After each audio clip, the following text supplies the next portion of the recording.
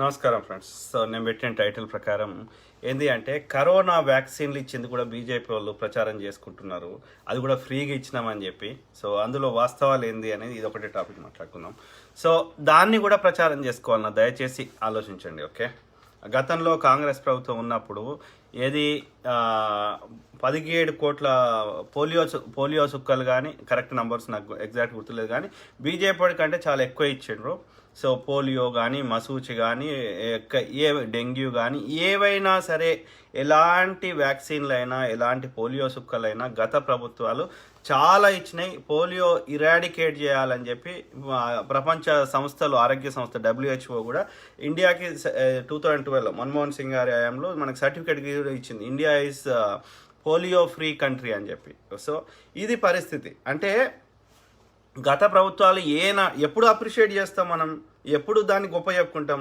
When you go above beyond, చెయ్యాల్సిన దానికంటే ఎక్కువ చేస్తే కదా. ఇప్పుడు క్లాసుకు పోయి పాస్ అయితే వాడిని అప్రిషియేట్ చేయం కదా. క్లాసుకు పోయి నువ్వు ఫస్ట్ డిస్టింక్షన్ వస్తే కదా నువ్వు ఒక 80% దాటితే కదా నువ్వు. If you go above beyond, yes definitely we appreciate. Okay కదా.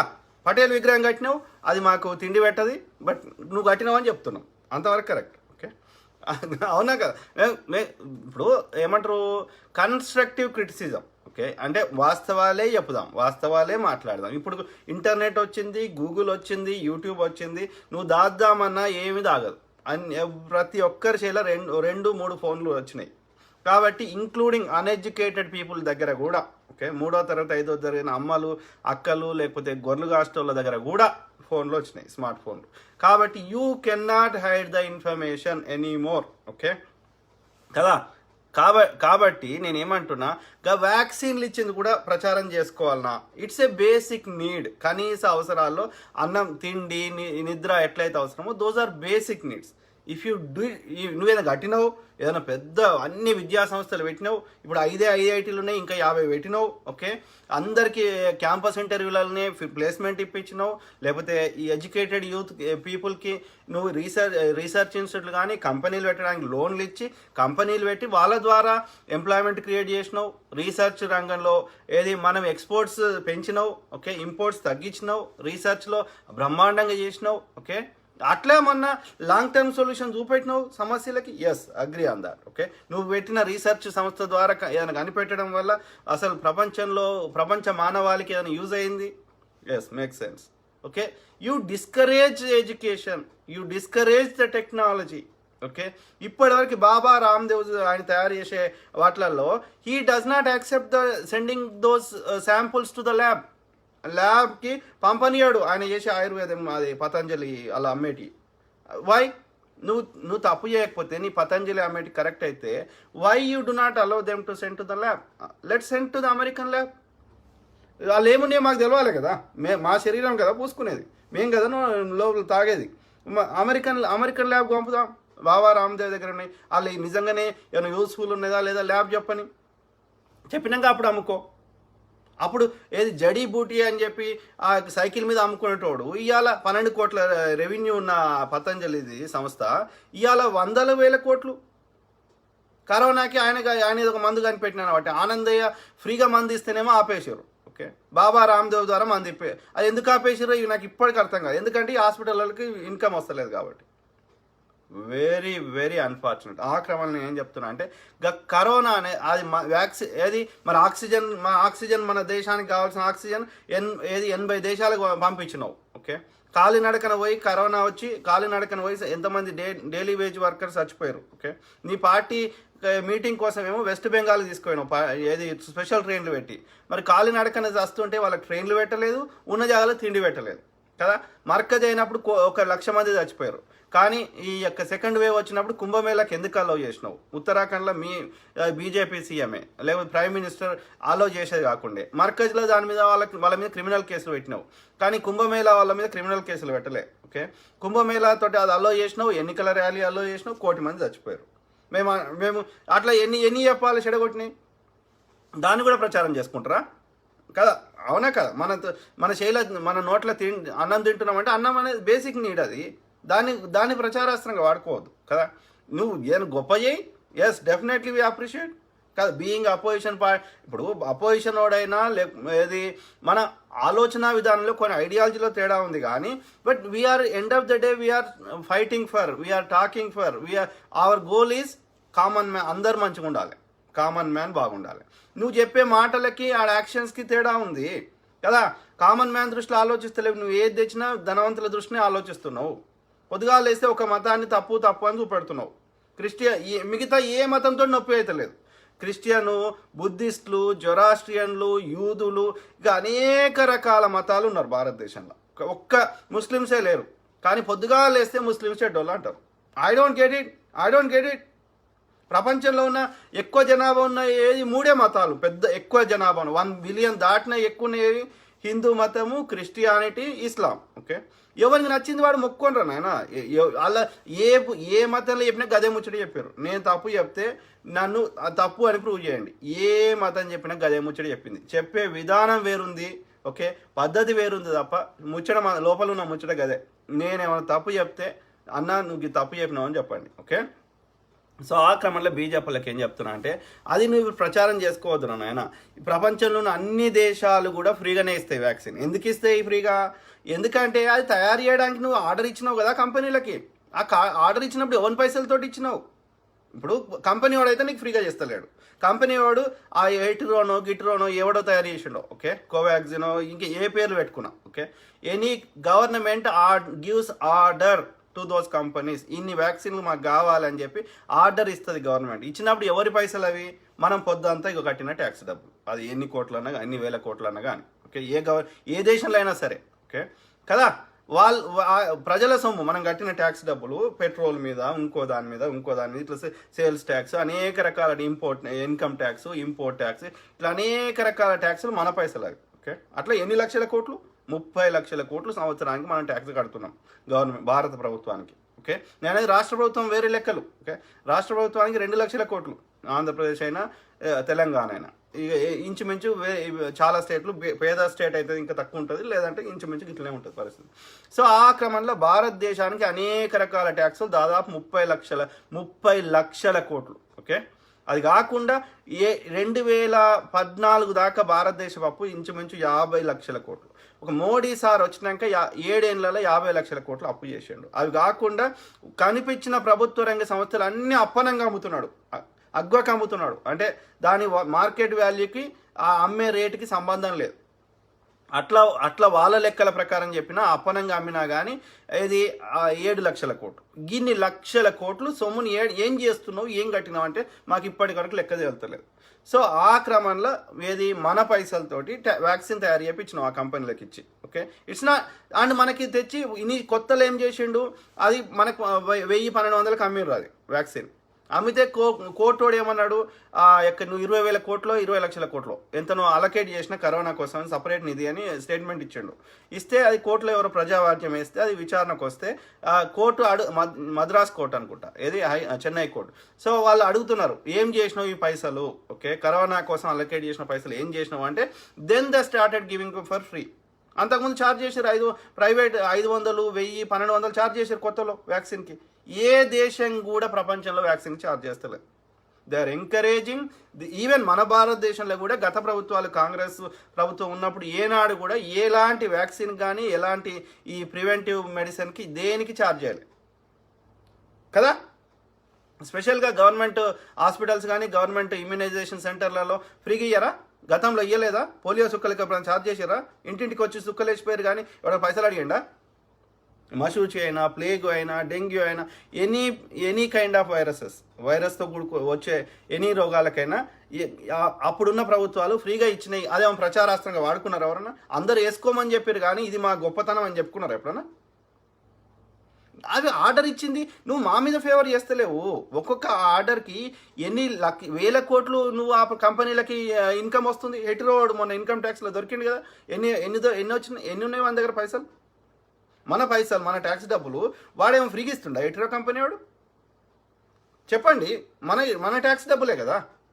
సో అదే నువ్వు ఆర్డర్ ఇచ్చి తీసుకొచ్చి మాకు ఇస్తే మళ్ళీ మీకెళ్ళి అడిషనల్ తయారు చేయడానికి మా పైసలే. సేమ్ బ్రిటిష్ వానికి మనకేం తేడా ఉంది? అది తయారు చేయడానికి మన పైసలేనే, మళ్ళీ మాకు వచ్చి అమ్ముతావా? దాని ప్రచారాస్త్రంగా వాడుకుంటావా? చెప్పండి మిత్రులారా ప్లీజ్. నేను చెప్తుంది, నేను అంటున్న దాంట్లో ఏమైనా మేక్ సెన్స్ ఉందా లేదా? ఆ హెటరో కంపెనీకి కానీ ఇంకో కంపెనీకి కానీ మన పైసలా కాదా తయారు చేసేది వస్తువుకి? అంటే బ్రిటిష్ వాడు అదే చేసిండు కదా. మన ముడి సరుకు పత్తి గిత్తి ఎత్తుకుపోయి ఆడ పారిశ్రామిక విధానం అప్పుడే అమలైంది కాబట్టి అవి వస్తువులు తయారు చేసిండు, బట్టలు గిట్టలు ఏదో తయారు చేసి మనకే వచ్చి మళ్ళీ అమ్ముతాడు.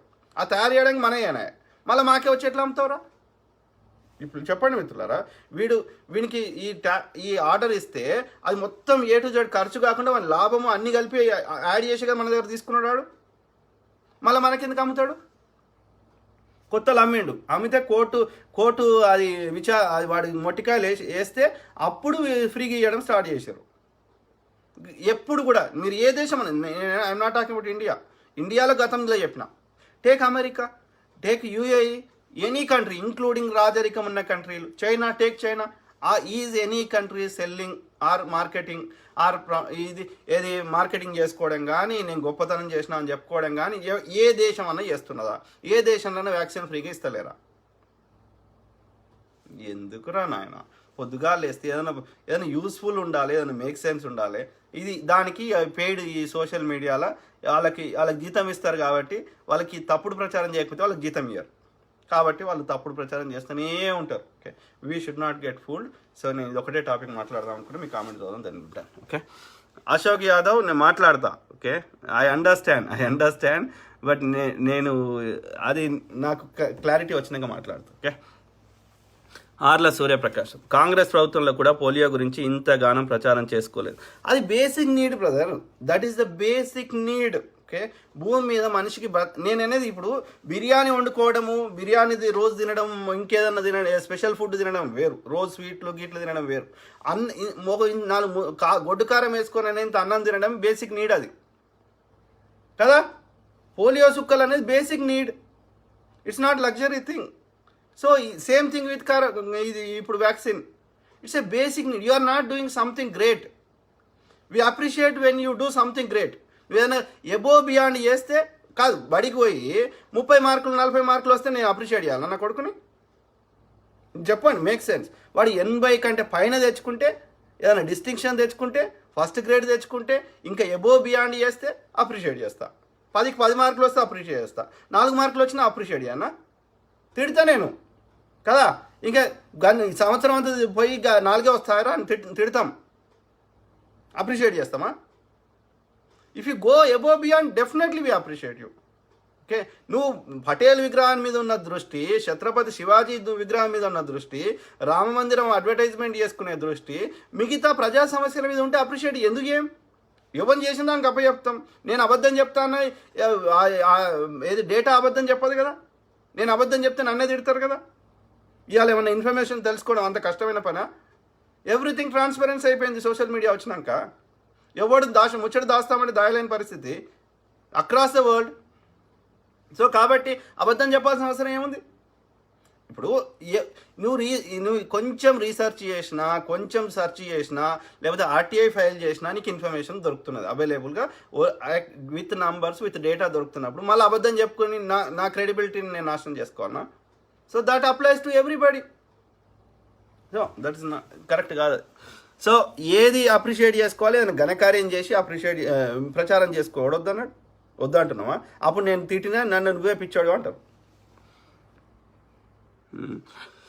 కొండా శివాగౌడ్, ఈటెల రాజేందర్కి తప్ప ఓటు ఎవరికైనా వేయండి. Correct brother, totally agri. Okay, నేను అదే చెప్పిన. ఈటెల రాజేందర్కి వేస్తే వాడు ఏమవుతుంది, వాడు ఎట్లా ప్రచారం చేసుకుంటారు బీజేపీ వాళ్ళు అంటే, ఇక మాకు అప్రూవ్ చేసిండ్రు, ప్రజలు మమ్మల్ని ఆశీర్వదించారు బీజేపీని, కాబట్టి 100 కాదు 200 రూపాయలు పెట్రోల్ చేసినా వాళ్ళు ఏమనరు, 1000 రూపాయల సిలిండర్ 2000 చేసినా ఏమనరు, ప్రజల మద్దతు మాకే ఉంది అని ఇక కాంగ్రెస్ పార్టీ లేనే లేదు, వాళ్ళు కేవలం రేవంత్ రెడ్డిని చూసి వస్తున్నారు, అంతకు మించి అసలు అది ఓట్ల కింద కన్వర్ట్ అయితే లేవు, ప్రజల మద్దతు మాకే ఉంది, కాబట్టి రైతుల చట్టాలు కరెక్టే ఉన్నాయి, ఈ కంపెనీలు అమ్మితే కరెక్టే ఉంది, మేము హిందువులందరూ మెజారిటీ ప్రజలందరూ మాకే చెప్తున్నారు అని ఇక దాన్ని ఎట్లా ప్రచారం చేసుకుంటారంటే, ఇక మిగతా పార్టీలు ఏవి లేవని ప్రచారం చేసుకుంటారు. దుబ్బాకలో చూసినాం కదా, కేసీఆర్ గారు గెలిపించారు అని చెప్పి వాడు తిరుపతి పోయి కేసీఆరే మా గురువు అని చెప్పిండు. వాస్తవం కూడా అదే, కేసీఆరే గెలిపించిండు. 5 ఈవీఎం లెక్క పెట్టి ఉంటే ఆ 1000 ఓట్లు ఆమెకే వచ్చేది. ఆమె పేరేంది, రామలింగారెడ్డి వైఫ్కి తీవ్ర వ్యతిరేకత ఉన్నప్పటికీ. సో మాకు 2008 అన్ని కేసీఆరే చేస్తున్నాడు. ఎందుకోసం? వాని గోల్ చిన్న ఒకటి తోటి వానికి కొరిగేది ఏం లేదు. వాడు అన్ని అందరికి పక్క పార్టీలకి వెళ్ళి గుంజుకోసుకునే అన్ని 100 దగ్గర ఉన్న సీట్లు. కాబట్టి వాడు ఈ బై ఎలక్షన్స్ గురించి వాడిని ఫోకస్ కాదు. వాడు ఏం ఆలోచిస్తాడు, 2023లో ఎట్లా అపోజిషన్ ఓట్లు చీలిస్తే ఆ బలమైన ప్రతిపక్షం లేదు కాబట్టి మళ్ళీ నేనే గెలుస్తా. 5 ఓట్లు వచ్చినా 10 ఓట్లు వచ్చినా వానికి ఎంత తీవ్ర వ్యతిరేకత ఉన్న టీఆర్ఎస్ మీద వాడే గెలుస్తాడని వాని ధీమా. ఓకే, సో ఆ క్రమంలో ఇప్పుడు వీడి గిట్ట గెలిస్తే బీజేపీ ఇక మనకు పొద్దుగా లేస్తే ఇక నెక్స్ట్ 2 ఏళ్ళు మనకి మళ్ళీ ఎలక్షన్స్ వచ్చేదాకా ఇక మనకి టార్చర్ ఉంటుంది. కాబట్టి నేనేమంటున్నా, టీఆర్ఎస్ గెలిచింది అనుకో ఇంకో బానిస తయారవుతాడు కదా. ఇప్పుడు ఎంతో మంది బానిసలు ఉన్నారు కదా, బల్క సుమను, గోంగిడి సునీత, రసమై బాలకిషన్, నాకు అందరి పేరు గుర్తుకొస్తలేవు. ఓకే, అంటే కాళ్ళ మీద పడతారు చూడు. ఓకే, అంటే ఆత్మగౌరవం లేకుండా కబ్జాల కోసం చిల్లర కోసం వాళ్ళ ఆత్మను అమ్ముకుంటారు. ఇక వాస్తవం చెప్తున్నారు. ఓకే, ఇవాళ మాకు ఊడ్చేటోడు రాలేదురా అంటే ఊడవడానికి కూడా సిద్ధంగా ఉంటారు అట వీళ్ళు. ఓకే, ఎందుకోసం అంటే వాడు కబ్జాలు చేసుకొని ఇస్తాడు, చిల్లర వాస్తే మళ్ళీ ఎమ్మెల్యే టికెట్ ఇస్తాడు. ఇది పరిస్థితి. టీఆర్ ఇంకో బానిస ఇప్పుడు నోముల భగత్ని గెలిపించారు. ఆ అబ్బాయి గెలిచినాక ఏమ్రా నాయన మరి నిన్ను ఇంత గెలిపించారు కదా జానారెడ్డి సీనియర్ లీడర్ని పట్టుకొని ఏం చేస్తావురా అంటే నాకు ఏం తెలియదు, మా లీడర్ ఏం చెప్తా అది చేస్తా అంటాడు. గట్లా అంటోని గెలిపిస్తాడు. వాడు లీడర్ ఏం చెప్తాడు, కూసోరా అంటాడు, లేవురా అంటాడు. అంతే కదా. నోముల భగత్ గెలిచినాక ఇప్పటి వరకు ఏమైనా మాట్లాడిండు, మా నియోజకవర్గం సిద్దిపేటలకు కావాలి కేసీఆర్ గారు, మాకు 100 కోట్లు ఇస్తారు అని ఎవడన్నా ఈ సిద్దిపేట, సిరిసిల్ల, గజ్వేల్ తప్ప మిగతా ఒక్క నియోజకవర్గం ఎమ్మెల్యే పేరు చెప్పండి. మా నియోజకవర్గం బాగుపడాలి, 100 నుంచి 1000 కోట్లు మాకు కావాలని రాష్ట్ర ప్రభుత్వాన్ని కానీ కేంద్ర ప్రభుత్వాన్ని డిమాండ్ చేసి కొట్లాడి తెచ్చిన పేరు ఒక్కరి పేరు చెప్పండి. దుబ్బాక పక్కకే ఉంటుంది, హుజూరాబాద్ పక్కకే ఉంటుంది కదా. దుబ్బాక ప్రజలకు ఎందుకు కోపం వచ్చింది రామలింగారెడ్డి మీద? అరే పక్కకున్న సిద్దిపేట మంచిగా చేసారు, మరి మాకెందుకు చేస్తలేరు అంటే ఏం చెప్పిండి హరీష్ రావు కానీ వీళ్ళంతా చాలా బ్రహ్మాండంగా చేస్తాయి. ఈ రఘునందన్ రావు 6 నెలల అద్దం తునుక చేస్తా అన్నాడు. ఆడ బస్ స్టాండ్లో పెచ్చులు ఊడిపోతున్నాయని చెప్తున్నారు అక్కడ ఉన్నారు. సో ఇది పరిస్థితి, అవునా కదా. కాబట్టి బీజేపీ వస్తే అంటే నష్టం జరుగుతుంది. ఓకే, ప్రజాస్వామ్యానికి కూని అవుతుంది. ఇక మనకి పొద్దుగా లేస్తే వాట్సాప్లలో టార్చర్ భరించలేము. ఓకే, వాట్సాప్లో, ఫేస్బుక్లో. సో ఇది పరిస్థితి. అది బీజేపీ వస్తే. కాబట్టి బీజేపీ రాకుండా మిగతా ఇద్దరు వస్తే కుడియడం అవుతుంది కానీ మరీ నష్టం జరగదు. ఆ క్రమంలో టీఆర్ఎస్ వాడు వస్తే ఇంకో బానిస తయారవుతాడు. అంతే, ప్రగతి భవన్ అనే గడిలో ఒక బానిస తయారవుతాడు. కాంగ్రెస్ ఇది బై ఎలక్షన్స్ 2 ఏళ్ళే టర్మ్. ఓకే, సాధారణంగా అధికార పార్టీకైనా ప్రతిపక్షమైనా సరే ఎవడు వాడేం నిధులు ఇస్తలేడు కేసీఆర్. ఆ 3 నియోజకవర్గాలు కొంచెం ఏదో చేస్తున్నాడు. ఎందుకంటే వాళ్ళ జనరేషన్ అక్కడ గెలిపించుకోవాలన్న ఉద్దేశంలో వాని సామ్రాజ్యాన్ని విస్తరింపు చేసుకునే కార్యక్రమంలో 50-100 కోట్లు ఖర్చు పెట్టి ఉంటాడు. సిద్దిపేట, సిరిసిల్ల, గజ్వేల్ అంతవరకే. ఎందుకంటే వాళ్ళకు గుడ్ ఫేత్ ఉంటే హరీష్ రావు కొడుకో లేకపోతే కేసీఆర్ కొడుకు కేటీఆర్ కొడుకో రేపు పొద్దున వాళ్ళ జనరేషన్ ఆ నియోజకవర్గాల్లో వాళ్ళకే ఓట్లు వేయాలనేది వాళ్ళ ఆలోచన. కాబట్టి 50-100 కోట్లు ఖర్చు పెట్టారు. మిగతా నియోజకవర్గాలకు ఎందుకు పెడతలేరు? ఎందుకంటే వీళ్ళని బానిసలు చేసుకొని మనం ఉండాలి. ఒకవేళ ఆడ ఖర్చు పెడితే ఏమవుతుంది, ఆడ కొంచెం డెవలప్ అయితే అక్కడున్న ఈ క్యాండిడేట్కు ఎక్కువ పేరు వస్తుంది. వాళ్ళ కుటుంబ సభ్యులు కాకుండా మిగతా వాళ్ళకి వచ్చినప్పుడు వానికి ఇండిపెండెన్స్ వస్తుంది. వాడు మనం చెప్పినట్టున్నాడు, వాడు రేపు పొద్దున ఈ పార్టీ ఉంటాడు, ఆ పార్టీ వాడు మనల్ని కంట్రోల్ చేస్తాడు. కానీ వాడు మనం చెప్పినట్టున్నాడు కాబట్టి వాడిని చేయనియాడు. ఓకే, వాడు అసంతృప్తిగా ఉంటే ఏదైనా కబ్జాలు చేసుకోర్రా, ఏదైనా కాంట్రాక్ట్లు వస్తే తీసుకోర్రి, ట్రాక్టర్లు ఇస్తే తీసుకోర్రి, ఇక అంతే నోరు మూసుకొని ఉంటుంది. పోలీసు వాడే ఏమన్నాడు. ఇదే కేసీఆర్ స్ట్రాటజీ. ఓకే, అంటే సో ఇంకో బానిస తయారవుతాడు. గెల్లు శ్రీనివాస్ యాదవ్ అంటే ఆయన గెలిస్తే ఇంకో ప్రగతి భవన్లో ఇంకో బానిస అవుతాడు. ఇది కాకుండా కాంగ్రెస్ వాడు వస్తే నేనైతే నిధులు వస్తాయి అని పీక్తాడని చెప్తలేను, కానీ కాంగ్రెస్ వాడు వస్తే యువకుడు ఉన్నాడు, ఒక వాయిస్ వస్తుంది. వాళ్ళ సమస్యలకు ఏమున్నాయి, హుజూరాబాద్ సమస్యలు అనేది ఒక కొట్లాడడానికి ఒక అవకాశం దొరుకుతుంది. As simple as that. రేపు కాంగ్రెస్ ప్రభుత్వం వస్తే it would be different. Okay, కాబట్టి అట్లీస్ట్ వాయిస్ కొట్లాడటానికి అవకాశం ఇవ్వండి. వాళ్ళు ప్రజలు ఏమంటారు అక్కడ తిరిగి అన్న నిన్న ఒక అని చెప్తున్నాడు. ఓకే, ఏమంటుండ బ్రదర్, అక్కడ ఏది నేను తిరిగితే కేసీఆర్ పథకాలు పెట్టి వాళ్ళ మెంటాలిటీ చెడగొట్టిండు. వాళ్ళకి కేసీఆర్ మాకు ఏది పెన్షన్ ఇస్తున్నాడు, కేసీఆర్ ఇది ఇస్తున్నాడు, అప్పుడప్పుడు 6 నెలలకు ఎంతనో 5,000 10 ఎంతనో వేస్తారంట, 10,000 ఎంతనో. సో రైతు బంధు ఏం బంధులో ఓకే. సో మొత్తం మీద ఈ పెన్షన్లు సింగిల్ ఉమెన్కి ఏదో ఇస్తారంట.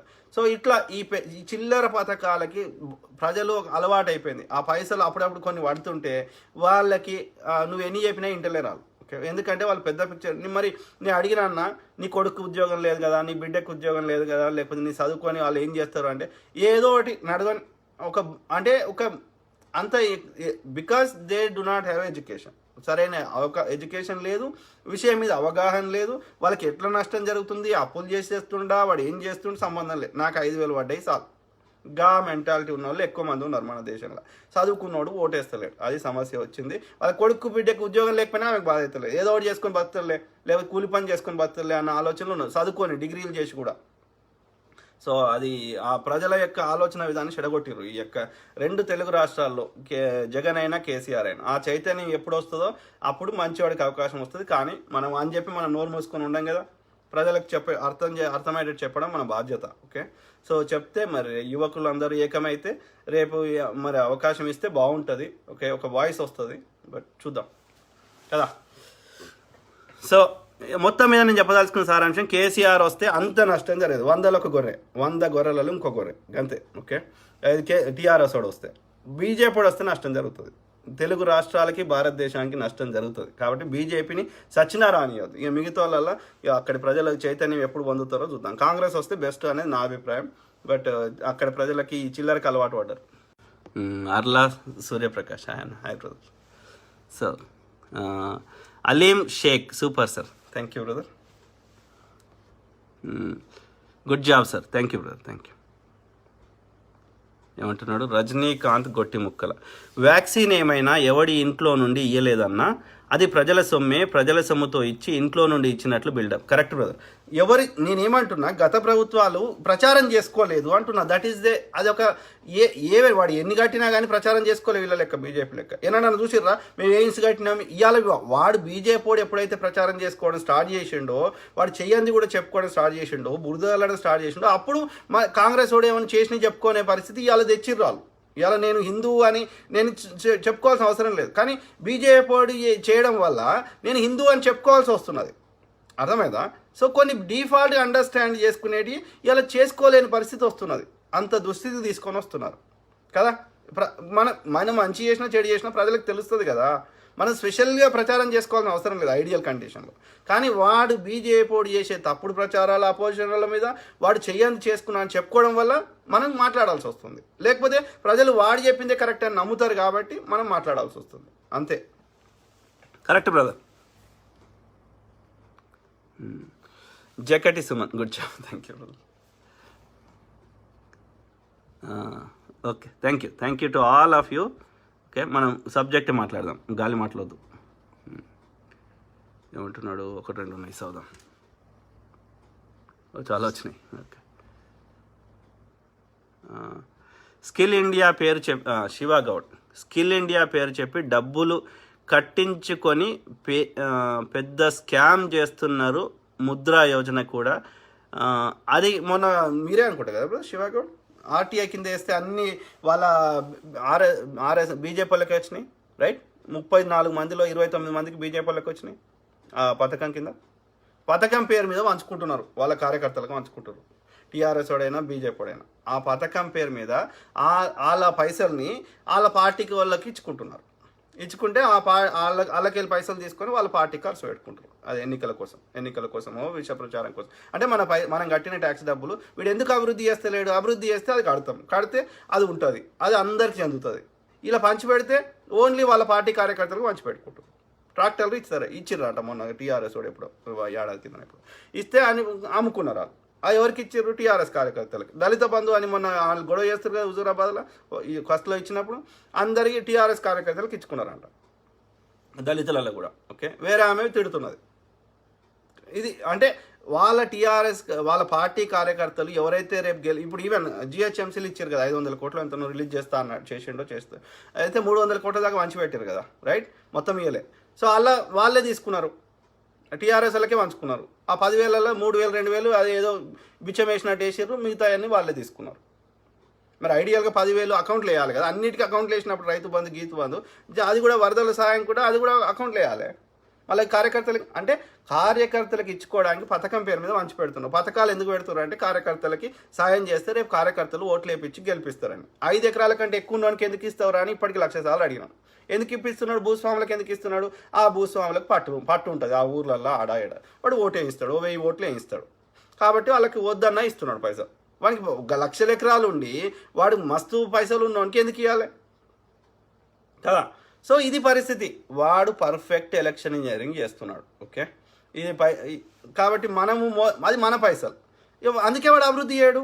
అభివృద్ధి చేస్తే అది ఉంటుంది, ఆడ తినలేవు, 5-10 ఏదో కొంచెం పర్సంటేజ్ తింటావు కానీ బట్ ఇట్లా వాళ్ళ కార్యకర్తలకు హెల్ప్ చేసుకోలేవు. పథకాలు పెట్టేది ఎందుకోసం వీళ్ళు నాకు తిట్టాల్సి వస్తుంది. బట్ ఈ లుచ్చనా కొడుకులు ఎందుకోసం అంటే వాళ్ళ పార్టీకి కార్యకర్తలకు పంచుకోవడానికి, వాళ్ళ పార్టీకి ఇచ్చుకుంటారు పైసలు literally. Okay, very unfortunate. Okay, ఏమంటుండే ఎస్కే పాషా అంతేనా, సారీ ఎస్ ప్రకాష్ బాసా, నమస్తే. 223 కోట్ల వ్యాక్సిన్ చైనా ఇచ్చింది కదా, వారు గొప్పలు చెప్పలేదు. Correct brother, well sir. Okay, చూసినరా, ఎవ్రీబడి నోస్ ద ఇన్ఫర్మేషన్, అయినా మనకు అబద్ధాలు చెప్తుంటారు వాట్సాప్లో. Yes brother, Prakash brother, very true. BJP central ministers government కూడా మోడీ అమిత్ షా లీడర్షిప్ని అపోజ్ చేస్తున్నారు. అది బీజేపీ వాళ్ళు పెయిడ్ కదా బ్రదర్, వాళ్ళు పెయిడ్ కదా. ఇప్పుడు నువ్వు జాబ్కి పోయినావు, నీ ఎంప్లాయర్ చెప్పింది అదే, నీ ఎంప్లాయర్ అన్న నీ ఉద్యోగం ఇచ్చినాడు, నీ యజమాని చెప్పింది వినకపోతే నీ ఉద్యోగంలోకి వెళ్ళి తీసేస్తాడు కదా. వాళ్ళకి దే గెట్టింగ్ పెయిడ్. నెలకి ఇంట్లో కూర్చుండి చేస్తేనేమో ఇట్లా ఈ తప్పుడు ప్రచారాలు చేస్తేనేమో 30,000 ఎంత ఇస్తారంట. బీజేపీ ఆఫీస్లో పోయి కూర్చుండి చేస్తే ఆ ఫోటోషాప్ ఏదో చేస్తే అది నెలకు ₹1,00,000 ఇస్తారంట. They are getting paid if they do not do their work. నువ్వు ఏమైనా పని చేస్తున్నావు కదా, నువ్వు ఎవరికైనా జీతం ఉంటే ఆ జీతం వాళ్ళ యజమాని చెప్పింది తినకపోతే వాడు జీతం ఉంచుకుంటాడా, తీసేస్తాడా? So they are giving salaries, they are getting paid. If వాళ్ళు అట్లా చెప్పింది చేయకపోతే, విష ప్రచారం చేయకపోతే, తప్పుడు ప్రచారం చేయకపోతే వాళ్ళకి పే చేయరు, వాళ్ళ శాలరీ రాదు, వాళ్ళ జీతం రాదు. ఇట్స్ మనకేమో ప్యాషన్, మనకేమో ప్రజల మీద కన్సర్న్, ప్రేమ, కానీ వాళ్ళకి అది ఒక ఉద్యోగం, జీవన బ్రతుకుతారు. కాబట్టి వాళ్ళు దే గెట్టింగ్ పెయిడ్. వాళ్ళు అట్లా విష ప్రచారం చేయకపోతే వాళ్ళకి పేరు చేయరు.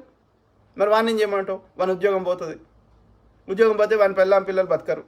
కాబట్టి వానికి నచ్చినా నచ్చకపోయినా ఆత్మ చంపుకొని మనకు విషత్వ ప్రచారం చేస్తున్నారు.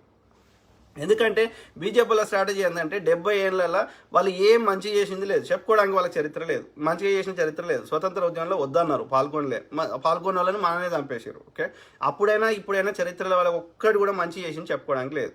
కాబట్టి ఏం చేస్తున్నారు, మంచిగా ఉన్న మీద బురద చల్లుతున్నారు. చల్లాలంటే ఏం చేయాలి, నిజం చెప్తే వాడికి ఏం లేదు, మంచి చెడు చెప్పడానికి లేదు. కాబట్టి ఏం చేస్తున్నారు, విషయం చంపుతారు. బారు డాన్సర్ అంటున్నారు, లేకపోతే పప్పు అంటున్నారు, లేకపోతే మోడీ అమ్మాయిలతో తిరిగిండి అంటున్నారు, గాంధీకి ఇంకోటే చెప్తున్నారు. పొద్దుగా లేస్తే అపోజిషన్ అధికారం ఉన్నవాడు చేసి నేను ఇది చేసినా అని చెప్పి ఓట్లాడుకోవాలి. అన్ని మంచిగా చేస్తే వాడు తినడానికి అవకాశం ఉండదు. కాబట్టి వాడు చేయకుండా దెర్ ఇస్ నో ఆల్టర్నేటివ్. కాబట్టి అక్కడ పప్పు ఉన్నాడు కాబట్టి నేనే నిప్పు అని చెప్పి ఇది ఒక ప్రెస్ కాన్ఫరెన్స్ అటెండ్ కాలేనోడు. ఓకే, గట్టిగా మన దగ్గర వచ్చి ఒరుడు తప్ప ఒక్కటి చేసింది లేదు. ఇంట్లో ఉన్న వాళ్ళని రోడ్ల మీద తెచ్చేసిండు, డిమానిటైజేషన్ అని, కరోనా అని, గంగానగర్ శవాలు తేలేటట్టు చేసి వాడు వచ్చి ఒక ప్రెస్ కాన్ఫరెన్స్ సరిగ్గా హ్యాండిల్ చేయలేనాడు. అమెరికాలో మొన్న వస్తే ప్రెస్ కాన్ఫరెన్స్కి రావయా మోడీ అని అడిగితే నేను అటెండ్ కానంటాడు. ఓకే, అక్కడ కమలా హారిస్ గారు ఏమని తిట్టిర్రు, ఆమె మెచ్చుకోలేదు ఈయనను. ఆమెతో ఫోటో దిగి మనకు దుష్ప్రచారం చేస్తారు. ఓకే, ఆమె మెచ్చుకోలే. భారతదేశంలో ప్రజాస్వామ్యాన్ని గౌరవించరానాయన, రెస్పెక్ట్ చేయరానాయన అని క్లాస్ వీకింది ఆమె. ఓకే, ఇది పరిస్థితి. పొద్దుగా లేస్తే మనకు ఆడ జరిగేది ఒకటి ఉంటుంది, అబద్ధాలు చెప్తారు. ఇట్లనే చేసిండు హిట్లర్ నాజీ ఆడు. గోబెల్స్ అని చదవండి, గోబెల్స్ అనేటువంటి చరిత్ర చదవండి.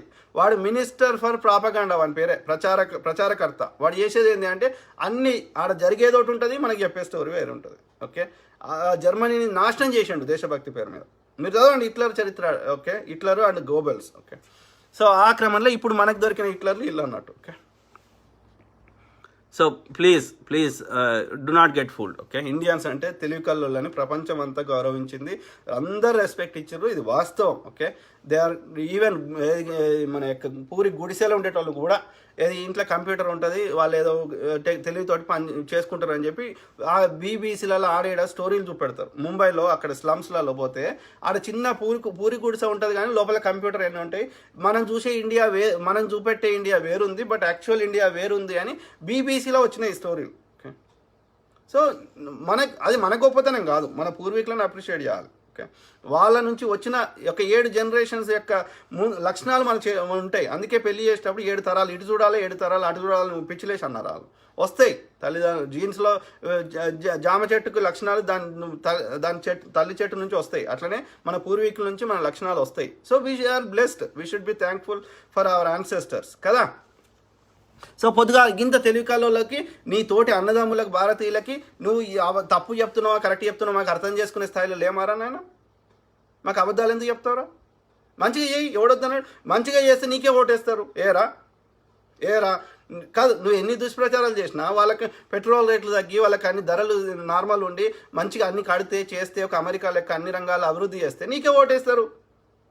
గది మేక్ సెన్స్. కానీ వాడి పప్పు ఆమె బిడ్డలు బార్ డ్యాన్స్ చేసింది. ఆమె పొద్దుగా లేస్తే ఎందుకురా నాయన పిచ్చి నా కొడుకు.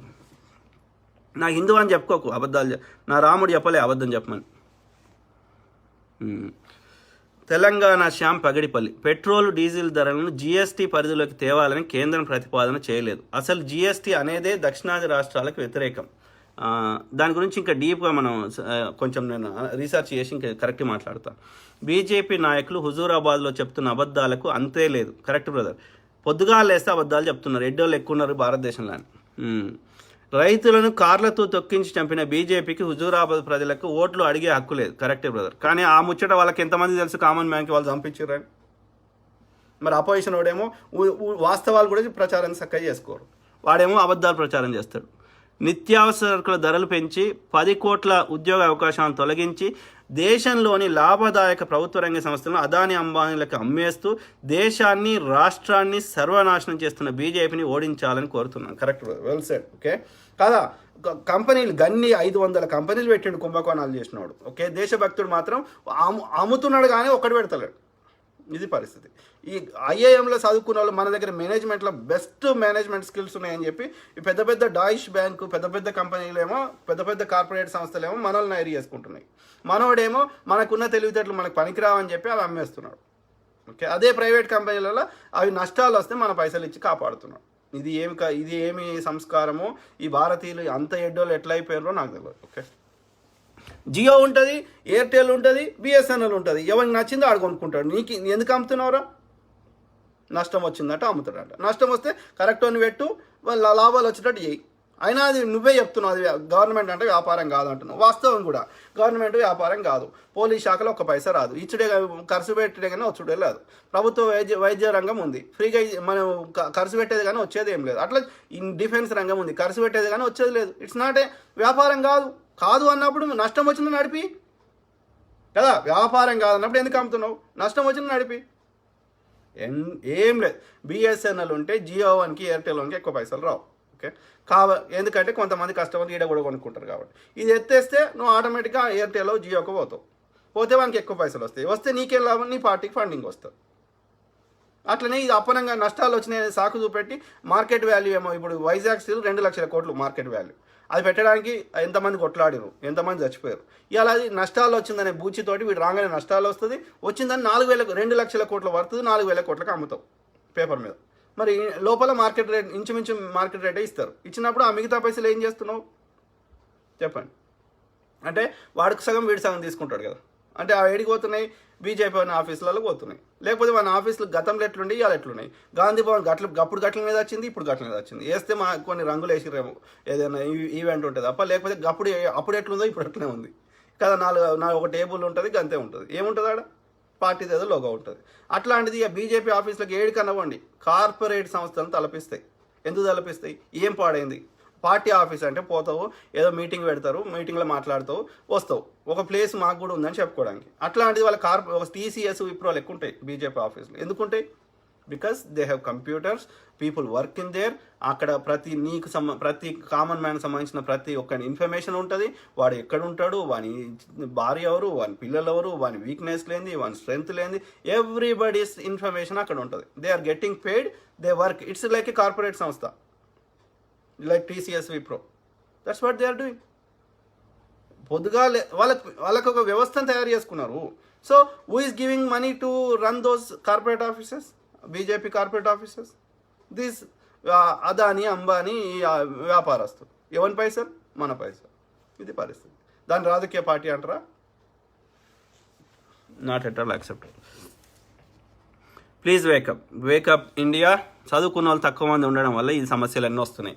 చదువుకున్న వాళ్ళు ఎక్కువ మంది మీ లెక్క ఉంటుంటే, ఈ ఎడ్డి ప్రజలు గోదల లెక్క లేకుండా ఉంటే, కూలీ ఇచ్చి అడ్డ మీద ఉన్న వాళ్ళకి కూలీలు ఇచ్చి వాళ్ళు తీసుకోవరు. షర్మిలక్క కానీ ఇంకోరు కానీ బీజేపీ కానీ వాళ్ళందరికీ పెయిడ్ కూలీలు. ఇవాళ బిర్యానీ పెడతాం, నీకు తిండి పెడతాం, ఇవాళ 500 ఇస్తాము, ఇలా పని కూడా చేయాల్సిన పని చేయకుండా ఇవన్నీ ఇస్తామంటే వాళ్ళు మరి రారా? That's what happening.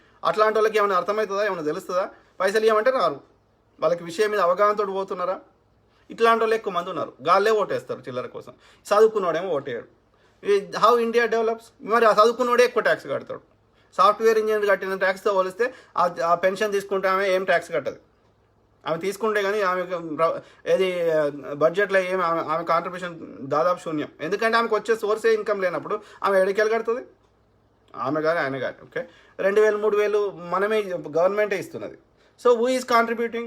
This software engineer, this businessman, whoever makes more than 20,000, import tax కానీ అనేక రకాల ట్యాక్సులు. ఓకే, ఇన్కమ్ ట్యాక్స్ వేరే, సేల్స్ ట్యాక్స్ వేరే. ఇవన్నీ సంపాదించినోడు కడతాడు. ఈ సంపాదించినోడు ఓటేయడు. ఏదో వాంది ఏదో పాపం పోదు, ఏదో అది ఓటేస్తే ఏదో పాపం అవుతుంది అన్నట్టు ఓటేయడు. ఓకే, ఎంతసేపు రా నాయన, నీకు నీ టైం వేస్ట్ అవుతుందంటే పొద్దుగాలవో లేకపోతే క్లోజ్ అయ్యే టైంలో పోయి ఓటేసిరా కదా. You are doing favour to your self. నువ్వు పోటీ లేదని చెప్పి నువ్వు నోటాకేసినావని చెప్పి ఆడ ఎమ్మెల్యే సీట్ ఖాళీ ఉంచలేరు కదా, సీఎం సీట్ ఖాళీ ఉంచలేరు కదా. ఆ పొజిషన్ ఎవరినో నువ్వు ఆడ పెడుతున్నారు కదా. నువ్వు ఓటేస్తే మంచోడు వస్తాడు, నువ్వు ఓటేయకపోతే చెడ్డోడు వస్తాడు. చెడ్డోడు వస్తే వాడు దోసుకుంటున్నాడు. అన్ని డిపార్ట్మెంట్లు వన్ చేతులు కంట్రోల్ ఉన్నాయి. Police, every department. సో మన ఇచ్చే పైసలు అన్ని కంట్రోల్ ఉన్నాయి. మళ్ళీ ఏడిస్తే ఏమొస్తుంది? ఇది మంచిగా లేదు, భారతదేశం ఇట్లనే వచ్చింది అంటే నువ్వు చేయాల్సిన పని చేయి. నువ్వు ఓటేయి, తర్వాత కొట్లాడు. వాడు చేయకపోతే గల్ల బట్టి అడుగు. కానీ అట్లీస్ట్ చదువుకున్నోడు చేస్తే మంచి నిర్ణయం తీసుకుంటే వాడు చిల్లరకు అమ్ముడు పోడు. చదువుకున్నవాడు పైసలు సంపాదించుకోడు. అమ్ముడు పోయినప్పుడు మంచి అల్లదల్ల గుడ్డోళ్ళ మెల్లనే ఎత్తుకుంటే మంచోడు ఆడ కూర్చుంటే ఏదైనా కొంచెమన్నా మంచి జరుగుతుంది. గతంలో అట్లనే జరిగింది. టీడీపీ వాడైనా కాంగ్రెస్ వాడు ఉన్నప్పుడు ప్రజలు కట్టిన ట్యాక్స్ డబ్బు 70 నుంచి 80 రూపాయలు ప్రజలకు చెందినాయి. మిగతా 20 నుంచి 30 రూపాయలు తింటే నేను తప్పు పడతలేను. ఓకే, తిన్నా సరే వాడు కట్టినరా చేసినరా అది కావాలి నాకు అని అడుగుతున్నా. ఐడియల్గా ₹1 తినకుండా ఉండడం సాధ్యం కాదు. ఓకే, దాని బదులు రాజకీయాలకే రారు. కాబట్టి 5-10 రూపాయలు తిన్నా సరే తప్పు కాదు. దాన్ని చట్టబద్ధం చేసుకో. తిన్నా కానీ కట్టురా చేయరా అని అడుగుతున్నా. నేనేమో తప్పు మాట్లాడితే అన్న ఇది కరెక్ట్ కాదు టైప్ చేయండి, నేను చదువుతాను కదా మిత్రులారా. ఇప్పుడు వాడు ఐఐటి కట్టిండు. ఓకే, అది 100 కోట్లు రిలీజ్ చేసాం, 20 కోట్లు తిన్నారు అనుకో. ఎగ్జామ్ ముచ్చటకు అర్థం కావడానికి. ఓకే, అట్లీస్ట్ నాకు ఐఐటి ఉంది కదా, 80 కోట్లు యూజ్ అయినాయి కదా. నా కొడుకు చదువుకుంటే అలా రేపు పొద్దున వాడికి ఏదైనా క్యాంపస్ ఇంటర్వ్యూలు వస్తే వాడి జీవనం మారుతుంది కదా. ఆ 20 కోట్ల గురించి ఆలోచిస్తాను నేను. That is fine. దట్స్ కదా. ఇప్పుడు నాకు ఐఫోన్ కావాలి, నా దేశంలో టెక్నాలజీ వద్దు అనడానికి అరే తింటేదేంటివి రా నాయన, నాకు ఐఫోన్ నా చేతిలోకి వచ్చింది కదా, నా చేతిలోకి కారు వచ్చింది కదా. So these people do not encourage technology. 5-10 రూపాయలు తిన్నదాన్ని బూచిగా చూపెట్టి అది నా దగ్గర ఆధారం ఉంది నేను జైలు వేస్తా. మరి వాడేమో తినడాను, వాడిది నువ్వు తినలేదా? మరి ఏడికి wear the money is going. పథకాల పేరు మీద మీ ఆఫీసులలో పోతున్నాయి, లేకపోతే ఇంకో రకంగా దోసుకుంటున్నావు, లేకపోతే మాకు కనిపించదు అను కట్టినాయి. So please wake up India, please. Okay, think. ఏమంటున్నాడు? బల్మూర్ వెంకట్ మనీ పంచుతున్నాడు అని వీడియోస్ పెడుతున్నారు. మరి ఎవడు వస్తలేడు బ్రదర్, ఇది ఓపెన్ సీక్రెట్. ఆ ఎలక్షన్ కమిషన్ మరి పండుకున్నదా, నిద్రపోయిందా? మరి అందరిని శిక్షించు. ఒక్క పార్టీ. ఇప్పుడు వాడు 1000 రూపాయలు ఇచ్చినప్పుడు నేను 500 కూడా ఇవ్వకపోతే వాడు నా ముఖం కూడా చూడడు. ఇక్కడ ఒక ఎలక్షన్స్ గెలవాలంటే 3-4 ఫ్యాక్టర్లు ఉన్నాయి. ఒకటి పైసలు పంచుడు అలవాటు చేశారు. ఓకే, వాడు 1000 రూపాయలు ఇస్తే మనం 500 ఇవ్వకపోతే నీ ముఖం కూడా చూడాడు. ఓకే, ఇది పరిస్థితి. సో పైసలు ఈజ్ ప్లేయింగ్ కీ రోల్. దాంతోపాటు పార్టీకి ఉన్న క్రెడిబిలిటీ, దాంతోపాటు పర్సన్కి ఉన్న క్రెడిబిలిటీ, ఈ 3 ఫ్యాక్టర్స్ ఇన్ఫ్లుయెన్స్ చేస్తున్నాయి ఎలక్షన్స్ని. కాబట్టి మరి నువ్వు అలవాటు చేసి నువ్వు అఫీషియల్గా ఇది గుమాస్తా తెలంగాణ, నమాస్తా తెలంగాణ వాళ్ళ వెహికల్లో కానీ, పోలీసోడే వాళ్ళ వాహనాల్లో కానీ మీకు ఇక నేను పట్టుకుంటేవాడు కంచే చేను వేస్తే కాపలా ఉండేదోడు, నువ్వు పోలీసు వాహనాలనే పంపించబడుతుంది. మన దగ్గర వివిధ వీడియోలతో టీఆర్ఎస్ వాడు వంచినవి ఉన్నాయి, బీజేపీ వాడు వంచినవి ఉన్నాయి. మరి నువ్వు వంచినప్పుడు ఆయన అయితే ఆయన కామన్ మ్యాన్ ప్రచారానికి పోతే ఈటల రాజేందర్ గారి వైఫ్ జమున, సో ఆమె వీళ్ళు పోయి ప్రచారానికి పోతే నీ గడియారం వద్దు, నువ్వు వద్దు, దరిదాపులో కనపడవద్దు అని చెప్పి మనం వీడియో షేర్ చేయాలి. కానీ బూతులు తిట్టిన అంటలేను కానీ కదా, గడియారం తొక్కి పాడేయాలి ఈటల రాజేందర్. మరి మీరు వంచలేరా నాయన? మీరు వంచినప్పుడు మీ కాంగ్రెస్ వాడు కూడా వంచాల్సి వస్తుంది. వాళ్ళ దగ్గర లేకపోయినా ఆడ తెచ్చైనా వంచాల్సి వస్తుంది. కాదు వీడి చేస్తున్నాం తప్పన వాడితే అదే వాడు చేస్తే కరెక్ట్, వాడు చేస్తున్నాం సంసారం అంటారు, వీళ్ళు చేస్తే వ్యభిచారం అంటారు. ఇది ఎంతవరకు కరెక్ట్? మరి అందరికీ సమానం. Then why do need elections? ఇప్పుడు నువ్వు ఫేర్ గేమ్ లేకపోయినప్పుడు, ఫేర్ ఎలక్షన్స్ లేనప్పుడు, ఒకరికేమో అడ్వాంటేజ్ ఉంటుంది, ఒకరికేమో డిసడ్వాంటేజ్ అయినప్పుడు, then what is the meaning of elections? Elections అంటే 4 క్యాండిడేట్లలో ఒకరిని ఎన్నుకోవాలంటే అందరికి సేమ్ గ్రౌండ్ ఉండాలి. అందుకే ఏం చెప్పారు, ఎలక్షన్ కోడ్ ఎందుకు తెచ్చిర్రు? ఈ యొక్క అధికార పార్టీకి అడ్వాంటేజ్ ఉండే అవకాశం ఉంటుంది కాబట్టి ఆ 3 నెలల్లో 6 నెలల్లో ఎలాంటి పథకాలు, ఎలాంటి పంచిపెట్టే కార్యక్రమాలు బంద్ చేయాలి. అన్ని పార్టీలు ఒకటే ఈక్వలే, it's not like they have power అన్న ఉద్దేశంలో తెచ్చారు. But you are abusing power. Police అని చేలో పెట్టుకొని మమ్మల్ని ఉల్లు బనాయిస్తున్నావు. పోలీసు వాడు కింది స్థాయిడు ఎందుకు ఇట్టాడు? ఆ పై స్థాయిని నీకు అనుకూలం అని పెట్టుకున్నావు. ఈడ వెల్మోని పెట్టుకున్నావు, ఆడ కన్వర్టెడ్ అని పెట్టుకున్నావు, ఆడ ఆర్ఎస్ అని పెట్టుకున్నావు. ఆ పైన ఉన్నోడు నీ మనిషి.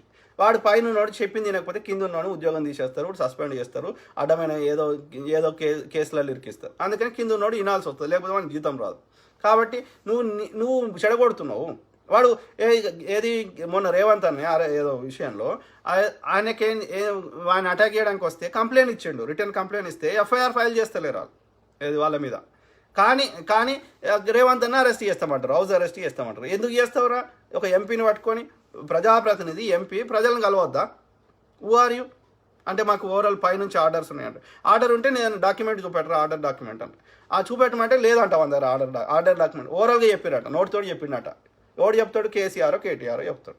సో ఓవరాల్గా చెప్పిన దాన్ని మాకు ఆధారం లేకుండా, ఒక డాక్యుమెంట్ లేకుండా, రేపు కోర్టుకు పోయి కొట్లాడకుండా ఓవరాల్గా మమ్మల్ని అరెస్ట్ చేస్తామంట. రిటర్న్గా రాసిచ్చిన ఎఫ్ఐఆర్ రాసిస్తే వాళ్ళ మీద కేసు పెట్టమంట, వాళ్ళని అరెస్ట్ చేయమంట. ఇది ప్రజాస్వామ్యం అంట. మరి పోలీస్ వ్యవస్థ ఇండిపెండెంట్గా పనిచేయాలి. రాజ్యాంగ పుస్తకంలో ఏముందో అదే పాటించాలి. అది ఎవరు చెప్పినా సరే రాజ్యాంగబద్ధంగా దానికి వ్యతిరేకంగా కేటీఆర్ చెప్పినా, కేసీఆర్ చెప్పినా వినొద్దు, జగన్ చెప్పినా వినొద్దు. That is the way ideal lead should be. కానీ అప్పుడు పెద్దలు ఏం చేశారు? వాళ్ళని ఆ కీ పీపుల్ నియమించే కార్యక్రమాన్ని వీళ్ళ చేల పెట్టి తెచ్చారు. అది తప్పు చేశారు. ఓకే, ఈ ప్రజాప్రతినిధుల చేల పెట్టకుండా వాళ్ళని కూడా మనమే ఎన్నుకుంటే వీళ్ళ కంట్రోల్ ఉండదు. కాబట్టి ఆడ జర మంచివాడు ఉండే అవకాశం ఉండేదేమో. So very unfortunate. కొన్ని సంస్కరణ తెచ్చుకోవాలి, లేకపోతే భారతదేశంలో ప్రజాస్వామ్యం ఉండదు. ఓకే, అందరు వంచినప్పుడు పంచాల్సి వస్తుంది. నా దృష్టిలో అది తప్పు కాదు. ఓకే, తీసుకునేటువంటి తప్పు ప్రజలది తప్పు ఉంది. అక్కడ ప్రజలు చిల్లరకు అమ్ముడు పోకుండా సరైన ఎన్నుకుంటే మీ తరఫున కొట్లాడతారు, మీ లాంగ్ టర్మ్ సమస్యలు ఏమో మాట్లాడతారు. గతంలో అట్లనే చేశారు. మా ఎమ్మెల్యే సాబ్ మాకు రోడ్ వేయించిండు, మా ఎమ్మెల్యే సాబ్ మా పిల్లగాళ్ళకు ఉద్యోగాలు ఇప్పించిండు, మా ఎమ్మెల్యే సాబ్ వాటర్ ట్యాంక్ కట్టించిండు, గిట్లా మాట్లాడేటోళ్ళు. ఇవాళ ఏం మాట్లాడతారు? చిల్లర వంచి పెడుతున్నాడు, భూములు కబ్జాలు చేస్తున్నారు. గదా పరిస్థితి. మరి గాడికే వచ్చింది. ఇంత తాగుడు వస్తున్నాడు, ఆలోచన రాకుండా పండ పెడుతున్నాడు. చిల్లరకి బీరుకి, బిర్యానీకి, చిల్లరకి బానిసలు అయిపోయారు. మీ దగ్గర మిగిలేదు అదే చిల్లరనే. ఓకే, మీ చేతిలో పైసలు ఆడి పెద్ద ఏది ఉండదు. మరి పంచిపెట్టినాడు ఏడికెళ్ళి వసూలు చేస్తున్నాడు, అన్ని ధరలు వేస్తున్నాడు, ట్యాక్సులు మళ్ళీ వేస్తున్నాడు. మన చేతిలోకి వెళ్ళి తీయాడు కదా. మరి ఏడి ప్రజలకేమో మనం ఎంత చెప్పినా అర్థమైంది అవ్వదు. చిల్లరకి టెంప్ట్ అవుతున్నారు. చెప్పే కాడికి చెప్తాను వాళ్ళ ఏమైనా చెప్తే తినకపోతే ఏమంటారు, షడంగా చూడాలంటారు కదా, అదే అవుతుంది. తర్వాత బాధపడతారు, ఇవాళ లేకపోతే రేపైనా కదా. సార్ తెలంగాణ ఫామ్ అయినప్పుడు 16,000 కోట్ల మిగులు బడ్జెట్ ఉండే రాష్ట్రం.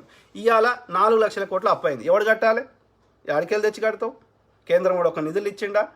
ఇది ఆ ఓటేస్ట్ అర్థమవుతుందా? నీకు నాకు అర్థమవుతుంది. మనం చెప్పినా నువ్వు గట్లే చెప్తావు పో అంటారు. బీజేపీ వస్తే మన ధర్మంకు రక్షణ కలుగుతుంది. బోగా బాబు, సారీ బ్రదర్, నిన్ను తిట్టాలని నాకు లోపల అనిపించినా కానీ నేను తిడతలేను, కంట్రోల్ చేసుకుంటున్నా. కానీ హిందూ ధర్మానికి నువ్వు హిందువే అనుకుంటున్నా. ఓకే, బీజేపీ అంటున్నావు అంటే హిందువే అనుకుంటున్నా. ఓకే, ఏ గుడి కట్టిండే ఆ బీజేపీ అయినా? మీ ఏ ఊరో నాకు తెలియదు కానీ మీ ఊర్లో ఉన్న గుళ్ళన్న పేర్లన్నీ లిస్టు తీసుకురా. ప్రజలందరూ చందాలు వేసుకొని కట్టుకున్నారు కానీ బీజేపీ కట్టింది చెప్పు. కాదు 1000 సంవత్సరాలు ముస్లిం రాజులు పరిపాలిస్తే హిందువులకి ఏం కావాలి, ఓకే కదా. ఇది 200 సంవత్సరాలు బ్రిటిష్ వాడు పరిపాలిస్తే ఏం కావాలి హిందువులకి కదా. 70 ఏళ్ళు 50 ఏళ్ళు కాంగ్రెస్ వాడు పరిపాలిస్తే, సిక్కు రాజు పరిపాలిస్తే, ముస్లిం ప్రెసిడెంట్ ఉంటే ఏం కావాలి. కానీ హిందూ రాజు వచ్చినాకనే హిందువులకి థ్రెట్ ఉంటుంది. 80% ఉండే హిందువులకి 10% ఉన్న ముస్లిమ్స్ తోటి, మిగతా అన్య మతస్థులు ఇంకా 10% ఉన్న వాళ్ళతోటి ఎవరితోటి ఇది ఏమవుతలేదు. కానీ 10% అరౌండ్ 10% ఉన్నటువంటి ముస్లింలతోటి 80% ఉన్న హిందువులకి హిందూ రాజు టైంలోనే థ్రెట్ ఉంది. నువ్వు చెప్తూనే ఉండి నేను వింటూనే ఉంటావు. కాదు భారత ప్రభుత్వం నిద్రపోతుందా? అప్పుడు కోరేగావ్లో ఎవడు బాంబులు పెట్టాడు, గోద్రాలో ఎవడు బాంబులు పెట్టాడు, మాలేగావ్లో బాంబులు ఎవడు పెట్టాడు. ఈ సోకాల్డ్ హిందూ టెర్రరిస్టులు కదా, ప్రశాంతంగా బతకనిస్తుర్రా? మన దగ్గర గుళ్ళే లేవా? ఇక మన ప్రసిద్ధమైన గుళ్ళే లేవా? భాగ్యలక్ష్మి టెంపుల్ ఒక్కటే ఉందా చార్మినార్ అనుకొని? ఓ ప్రసిద్ధమైన కట్టడం యొక్క అందాన్ని ఎందుకు తీసేస్తున్నావు? పర్యాటక శాఖతో డబ్బులు వచ్చేటట్టు చేసుకోవాలి కానీ కట్టు. నీకు భాగ్యలక్ష్మి టెంపుల్ అంత కట్టేది ఉంటే, రామ మందిరం అంత కట్టేది ఉంటే నీ సొంత పైసలతో కట్టరా ఆయన? బీజేపీ ఆర్ఎస్ఐ ఒక పైస ఇచ్చిండా? రథయాత్ర అప్పుడు 1000 కోట్లు వసూలు చేశారు, ఇప్పుడు 2500 కోట్లు వసూలు చేశారు. ఓకే, ఎవరి పైసలు? అందరు కామన్ మ్యాన్ పైసలు. బీజేపీ ఆర్ఎస్ఐ తీసుకున్నాడు కానీ ఇవ్వలే. ఆ 1000 కోట్లు ఏడవైనాయి అని అడగడానికి పోతే అశోక్ సింఘాల్ని చంపేశారు రథయాత్ర అప్పుడు. ఓకే, ఇది పరిస్థితి. అవునా కదా? వాడు చెప్పాను, దండం పెట్టి అడుగుతున్నాను. ఓకే, పోనీ మనం హిందూ దేవాలయాలు చెప్పుకునేటువంటి మనం ఏదన్నా తీసుకో. నువ్వు హిందువు కదా, ఓకే, నీకు ఏది ఇష్టం? ఇది ఏమంటారు, గాయత్రి మంత్రమా, లేకపోతే మృత్యుంజయ మంత్రమా, లేకపోతే ఏదన్నా తీసుకో. హిందువులకు సంబంధించినటువంటి లింగాష్టకము, చంద్రశేఖరాష్టకము, లేకపోతే అదేంది ఉన్నాయి కదా, స్త్రీ సూక్తము, లేకపోతే వెంకటేశ్వర సుప్రభాతం, ఏదైనా హిందూ గుళ్ళల్లో రోజు అర్చనలు కానీ ఏమైనా మన హిందూ గుళ్ళల్లో చెప్పే ఎలాంటి స్క్రిప్చర్స్ కానీ మంత్రాలు కానీ ఏవైనా ఆర్ఎస్ఎస్లు ఉంటాయా చెప్పన్నా? నీ దండం పెట్టి అడుగుతున్నా చెప్పు కదా. సావర్కర్ అంటోడు నాస్తికుడా కాదా? బీఫ్ తినేటోడా కాదా? ఇలా సంచాలకులు సరసంచాలకులు ఎవడైతే చెప్తారో ఆర్ఎస్ఎస్లా అందరూ ఏమంటారు బాపనోళ్ళు కదా, నాగ్పూర్ బాపనోళ్ళు కదా, సంత్రాలు కదా, అవునా కదా? నువ్వు ఎవరైనా తీసుకో, ఎడ్గేవార్కర్, గోల్వాల్కర్, ఇంకొకరు, ఆకానికర్, okay, Sudarshan, Mohan Bhagwat, most of the Maharashtra బాపనోళ్ళు కదా. మామూలు కామన్ మ్యాన్కి ఏమైనా విలువ ఉందా? అందరూ చెప్పన్నా. నువ్వు ఆర్ఎస్ఎస్ కానీ బీజేపీ కానీ హిందూ అని పేరు ఎత్తుకున్న బ్రాండ్ వేసుడు తప్ప హిందువులకు చేసింది ఏందో చెప్పను ఆయన. ఓకే, ఎక్కువ మంది కుంభమేళాలు వచ్చి ఎక్కువ చచ్చిపోయింది హిందువులే కదా. ఇవాళ ఎక్కువ ట్యాక్సులు పెట్రోల్ మీద 120, 110 దాటింది. ఓకే, 100, 110. ఓకే, సో ఎవడే ఎక్కువ ట్యాక్స్ కడుతుంది? హిందువులే కదా. ఎక్కువ నష్టం 80% ఉన్న హిందువులకి ఎక్కువ నష్టం జరుగుతుందా? నువ్వు చెప్పు, నేను అడుగుతున్నా. హిందుత్వం పేరు మీద హిందువులకి ఏం చేసిండో చెప్పు. బీజేపీ సరే, ఆర్ఎస్ అయినా సరే, ఏ బిల్లు విషయంలో కానీ ఏ విషయంలో కానీ నువ్వు చూడు, హిందువులకే ఎక్కువ నష్టం చేస్తున్నాడు. నీకు తెలియవద్దు, నొప్పి కనబడొద్దు అని హిందుత్వం ఎత్తుకున్నాడు తప్ప హిందువులకి నువ్వు చెప్పన్నా దయచేసి. నేనేమంటున్నా, అయోధ్యలో రాముడికి మేమే నిధులు ఇచ్చినాం. ఓకే, భద్రాచలంలో కూడా రాముడు ఉన్నాడు కదా, నిధులు చందాల ద్వారా ఇచ్చి దాన్ని డెవలప్ చేసుకుందాం కదా. ఇప్పుడు కేసీఆర్ని తిడుతున్నారు కదా, నేను కేసీఆర్ని ఏం ప్రమోట్ చేస్తలేను, కానీ కేసీఆర్ హిందూ కాదు ముస్లింలకు సంకనాక్తుడు అంటున్నారు కదా. మరి యాదగిరి గుట్టను బ్రహ్మాండంగా చేసిండు కదా. 1800 కోట్లు నిధులు ఇచ్చి యాదగిరి గుట్టను ఒక బ్రహ్మాండంగా తయారు చేసిండు కదా. నాన్ హిందువు లేకపోతే ముస్లిం పార్టీకి సంకనాకెట్టాడు. మరి నువ్వు అట్లా ఏమన్నా ఇచ్చిండా? బీజేపీ చెప్పు. రాష్ట్రానికి వరదలు వస్తే ఇచ్చిండా? హిందువుల గుళ్ళే అడుగుతున్నా నేను. నువ్వు హిందుత్వమే అంటావు కదా. ఇక 70 ఏళ్ళ స్వతంత్రంలో 50 ఏళ్ళు కాంగ్రెస్ వాడు పరిపాలిస్తే ఎంఐఎం ఏడున్నాడు? ఓల్డ్ సిటీ తప్ప ఎక్కడన్నా ఉన్నాడా? 7 సీట్లు తప్ప. ఇవాళ ఏడున్నాడు? మన హిందూ రాజు వచ్చినాక బీహార్లో బీజేపీ ఉన్న దగ్గరనే పోటీ చేస్తాడు. మీరు చూడండి, బీజేపీ ఉన్న రాష్ట్రాలనే పోటీ చేస్తాడు. యూపీలో పోటీ చేస్తాడు, లేకపోతే బీహార్లో పోటీ చేస్తాడు. ఎవడు? ఎంఐఎం వాడు. పక్కకున్న సిద్దిపేటలో, కడపల, కర్నూలులో పోటీ చేయడు. మరి వాని ఆస్తులు 500 కోట్లు, ఇవాళ 5000 కోట్లు అని. వాని అక్బరుద్దీన్ ఓవైసీని అరెస్ట్ చేస్తే ఎవడే బయటకి ఇడిపించింది? ఇదే రఘునందన్ రావు కాదు. అంటే ఆ అక్బరుద్దీన్ ఓవైసీతో తిట్టిపించిందే వీడు. కాంగ్రెస్ ప్రభుత్వాన్ని కూల్చడానికి ఈ యొక్క అక్బరుద్దీన్ ఓవైసీ తోటి తిట్టిపించింది కానీ, మత విద్వేషాలు రెచ్చగొట్టింది కానీ, భారతదేశంలో ఏనాటి అటాక్లు అయినాయి కానీ, బాంబులు పెట్టింది అంతా ఈ బీజేపీ కాంగ్రెస్ ప్రభుత్వాన్ని పడగొట్టాలనే ఉద్దేశంలో.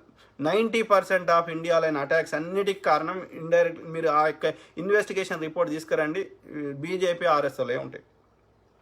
ఆ వాణి వాళ్ళ అమ్మని చంపితే కొడితే ఇక విధి లేని పరిస్థితుల్లో ఏమన్నా 1-2 రివోల్ట్ అయినాయి ఉండి ఉంటాయి. ఏది దిల్సుఖ్నగర్ బాంబులు అట్లాంటివి అయినప్పుడు కాంగ్రెస్ ప్రభుత్వం వాళ్ళందరినీ, అందుకు సంబంధించిన అందరినీ అరెస్ట్ చేసింది, శిక్షలు ఇన్వెస్టిగేషన్ చేసి శిక్షలు వేసింది. అది ఎవరన్నా తీసుకో, అఫ్జల్ గురు తీసుకో, కసబ్ తీసుకో, భక్తలు తీసుకో, ఎవడన్నా తీసుకో.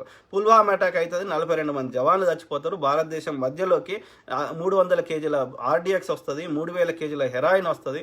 దానికి ఎందుకు వచ్చింది ఎవడు ఇన్వెస్టిగేషన్ చేయడు, రిపోర్ట్ రావు. ఇప్పుడు ఎయిర్పోర్ట్లు మన ప్రభుత్వం అధీనంలో ఉంటే అది రాకపోతుండే హెరాయిన్, అదాని ఎయిర్పోర్ట్ కాబట్టి వచ్చింది.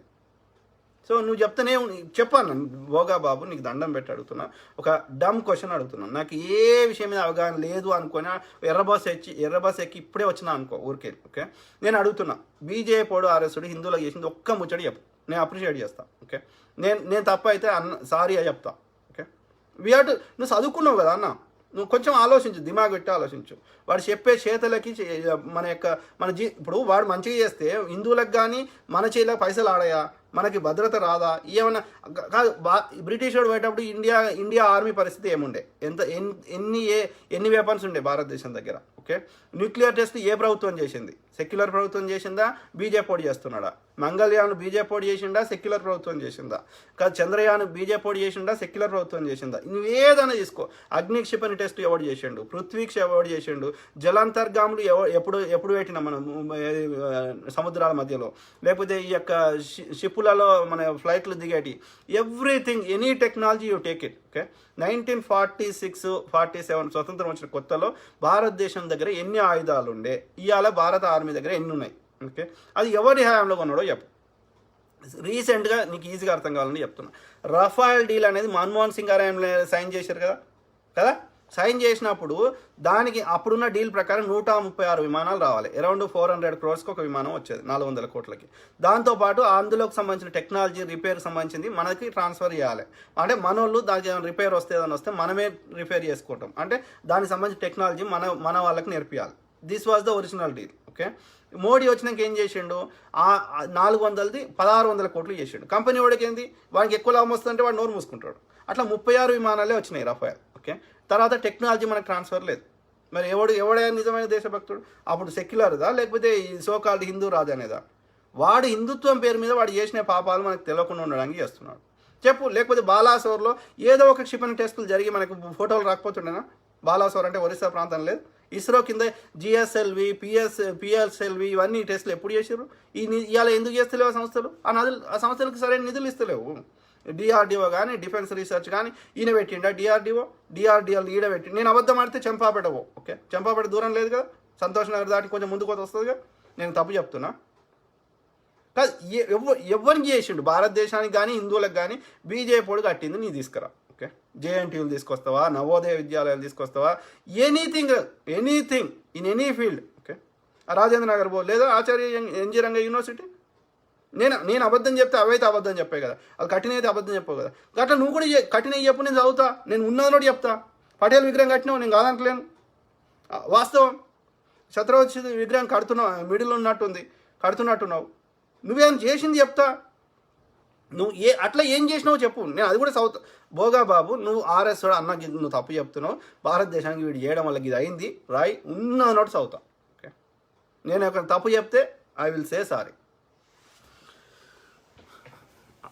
Wake up Bhoga Babu, please wake up. Don't అంటే అన్లెస్ నువ్వు ఎప్పుడు వాడిని గుడ్డిగా సపోర్ట్ చేస్తావు అంటే, వాడు దోసుకున్న దానిలో నీకేమన్నా నెలకు జీతం ఇచ్చి వాడు పెయిడ్ సోషల్ మీడియా అయితే నువ్వు నన్ను తప్పు పడతావు తప్ప, లేకపోతే నువ్వు ఇండిపెండెంట్ థింకర్ అయితే మాత్రం నేను చెప్పింది తప్పు అయితే నన్ను తప్పు అని ప్రూవ్ చేయి. లేదు ఇక నువ్వు I'm getting paid, I'm getting some kind of benefit through BJP అంటే నేను ఏం చేయలేను దాన్ని, నేను చూసి బాధపడతా. ఓకే, ఎందుకంటే నువ్వు నీ అన్నదమ్ములకు ద్రోహం చేస్తున్నావు. అవి బీజేపీ పైసలు కాదు, ఆర్ఎస్ పైసలు కాదు. పొద్దంతా వాళ్ళకి నీకు తెలియకపోవచ్చు ఆ నొప్పి. ఓకే, ఎందుకంటే నువ్వు కష్టపడితే ఆ నొప్పి తెలుస్తుంది, కానీ ఆ కట్టే ట్యాక్స్ డబ్బులు వాళ్ళకి తెలుస్తుంది. పెట్రోల్లో పోయి 100 రూపాయలు ఆడ పోయించుకుంటుంటే అలా 30 రూపాయలే దాని ఒరిజినల్ మొత్తం 80 రూపాయలు వాడు ట్యాక్స్ తీసుకుంటున్నాడు అంటే అప్పుడు అది తెలుస్తుంది. ఆ 100 రూపాయలు సంపాదించడానికి ఆ మనిషి ఎంత కష్టపడ్డాడు పొద్దుంతా అనేది, కూలీ చేసిండా, వ్యాపారం చేసిండా, ఇంకోటి చేసిండా ఆయనకు తెలుస్తుంది. నీకు తెలియకపోవచ్చు ఆ పెయిన్. ఓకే, ఎందుకంటే నీకు ఫ్రీగా వస్తుంది, but he or she knows. Okay, వాళ్ళకి కష్టపడటానికి తెలుస్తుంది ఆ నొప్పి. ఓకే, దేవుడు అంటోడు ఉన్నాడు. ఓకే, అది మంచిది కాదు, అది కష్టపడకుండా వచ్చిన సొమ్ము అరగది, అది మంచిది కాదు, పాప సొమ్ము. వాళ్ళ కష్టం, వాళ్ళ చెమటని కష్టాన్ని ఎట్లా తినబుద్ధి అవుతుందిరా? నిన్నంటలేను తమ్ముడు. ఓకే, నేను బీజేపీ అని తిడుతున్నా. బీజేపీ వస్తే చెప్పిన బ్రదర్ భోగాబాబు, హుజూరాబాద్లో ఇంకా ఎలాంటి వైలెన్స్ లేదు, దేవుని మొక్కుదాం. కేసీఆర్ ఏమైనా అప్రమత్తమై పోలీసు వాళ్ళకి ఏమైనా చెప్పిండు అని నేను అనుకుంటున్నాను, చూద్దాం. కొండా శివగౌడ్ 20 ఏండ్ల నుంచి పనికిరాని ఎర్రి పువ్వు ఈటెల రాజేందర్. ఆయన కాదు బ్రదర్, ఈటెల రాజేందర్కి రాని పదవి ఏమైనా ఉందా? ముఖ్యమంత్రి తప్ప. ముఖ్యమంత్రి తర్వాత నెక్స్ట్ ఏంది? క్యాబినెట్ మినిస్టర్, రైట్ కదా? ఇప్పుడు 7 ఏళ్ళ నుంచి ఆర్థిక శాఖ కంటే పెద్ద పొజిషన్ ఏంది? ముఖ్యమంత్రి. నీకెందుకు ఇస్తాడు ఇయ్యాడు? ఓకే కదా, నీకున్న టాలెంట్కి అది ఎక్కువ, ఈటెల రాజేందర్కి ఆర్థిక శాఖ ఎక్కువ. సో క్యాబినెట్ మినిస్టర్ అయినా హోమ్ మినిస్టర్, హెల్త్ ఆరోగ్య శాఖ. సో అందులో కీ పొజిషన్ కేసీఆర్ ఎన్నోసార్లు చెప్పిండు, నాకు కుడి భుజం ఎడమ భుజం అని చెప్పిండు. మరి ఎడమ భుజం కుడి భుజం ఉండి కదా, నువ్వు కేసీఆర్కి ఏమన్నా అయితే ఎవరిని ముఖ్యమంత్రి చేసేది ఎవరిని ఐడియల్గా చెప్పాలంటే ఈటెల రాజేందర్ని చేయాలని ప్రజలు అనేటోళ్ళు. ఇవాళ ఎందుకు వెళ్ళగొట్టినావు? నీ కొడుకుని చేసుకుందామని. ఈటెల రాజేందర్ అంటే సీనియర్ లీడర్ కాదని నీ కొడుకుని చేసుకుంటాం అంటారని చెప్పి ప్రజలు కదా. సో ఆ క్రమంలో నీకు అంత పెద్ద పొజిషన్ ఇచ్చినప్పుడు ఒక హాస్పిటల్కి నిధులు ఇచ్చినావా?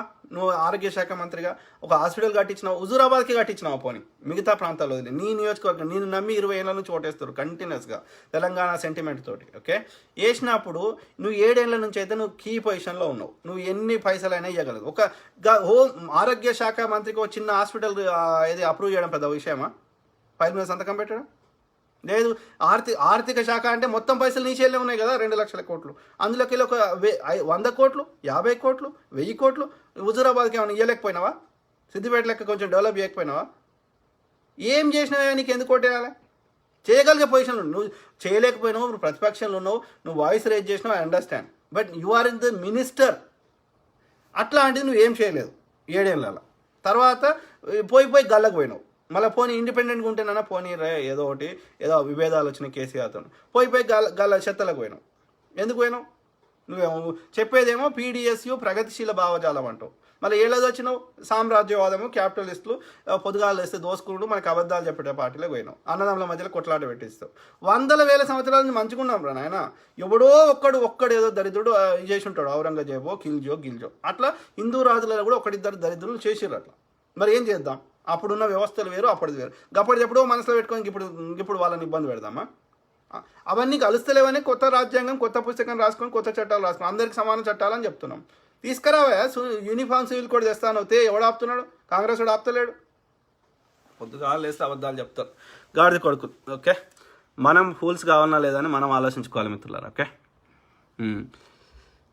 కెమెరా శ్రీకాంత్, చెప్పుకోవడానికి ఏమీ డెవలప్మెంట్ పనులు లేవు కావున కరోనా వ్యాక్సిన్ గురించి ప్రచారం చేస్తున్నారు. కరెక్ట్ కాదు బ్రదర్. ఓకే, అది ఏ కంట్రీ చేస్తలేదు. ఓకే, భారతదేశంలో కూడా గత ప్రభుత్వాలు చేయలేదు.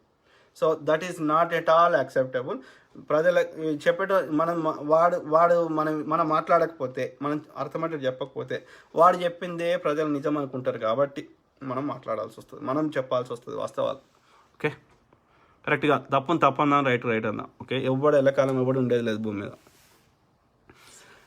తెలంగాణ శ్యామ్ పగడిపల్లి, ఎంపీ ధర్మపురి అరవింద్ కేసీఆర్ కోవట్టు ప్రజలు పిచ్చోళ్ళన్న. Correct brother. వాళ్ళ అన్న కాంగ్రెస్కి మద్దతు ఇస్తున్నాడు. ఆయన పేరు ధర్మపురి సంజయ్. ఓకే, సో వాళ్ళ నాయనేమో టీఆర్ఎస్ కాంగ్రెస్లో వస్తాడు అని అంటున్నారు. ఎంతవరకు నాకు తెలియదు. ఓకే, సో కానీ ఆయన కాంగ్రెస్లో ఎప్పటి నుంచో ఉన్నాడు, సీనియర్ లీడర్గా పిసిసి ప్రెసిడెంట్గా ఎన్నో చేశాడు ధర్మపురి శ్రీనివాస్, ఓకే, డి శ్రీనివాస్.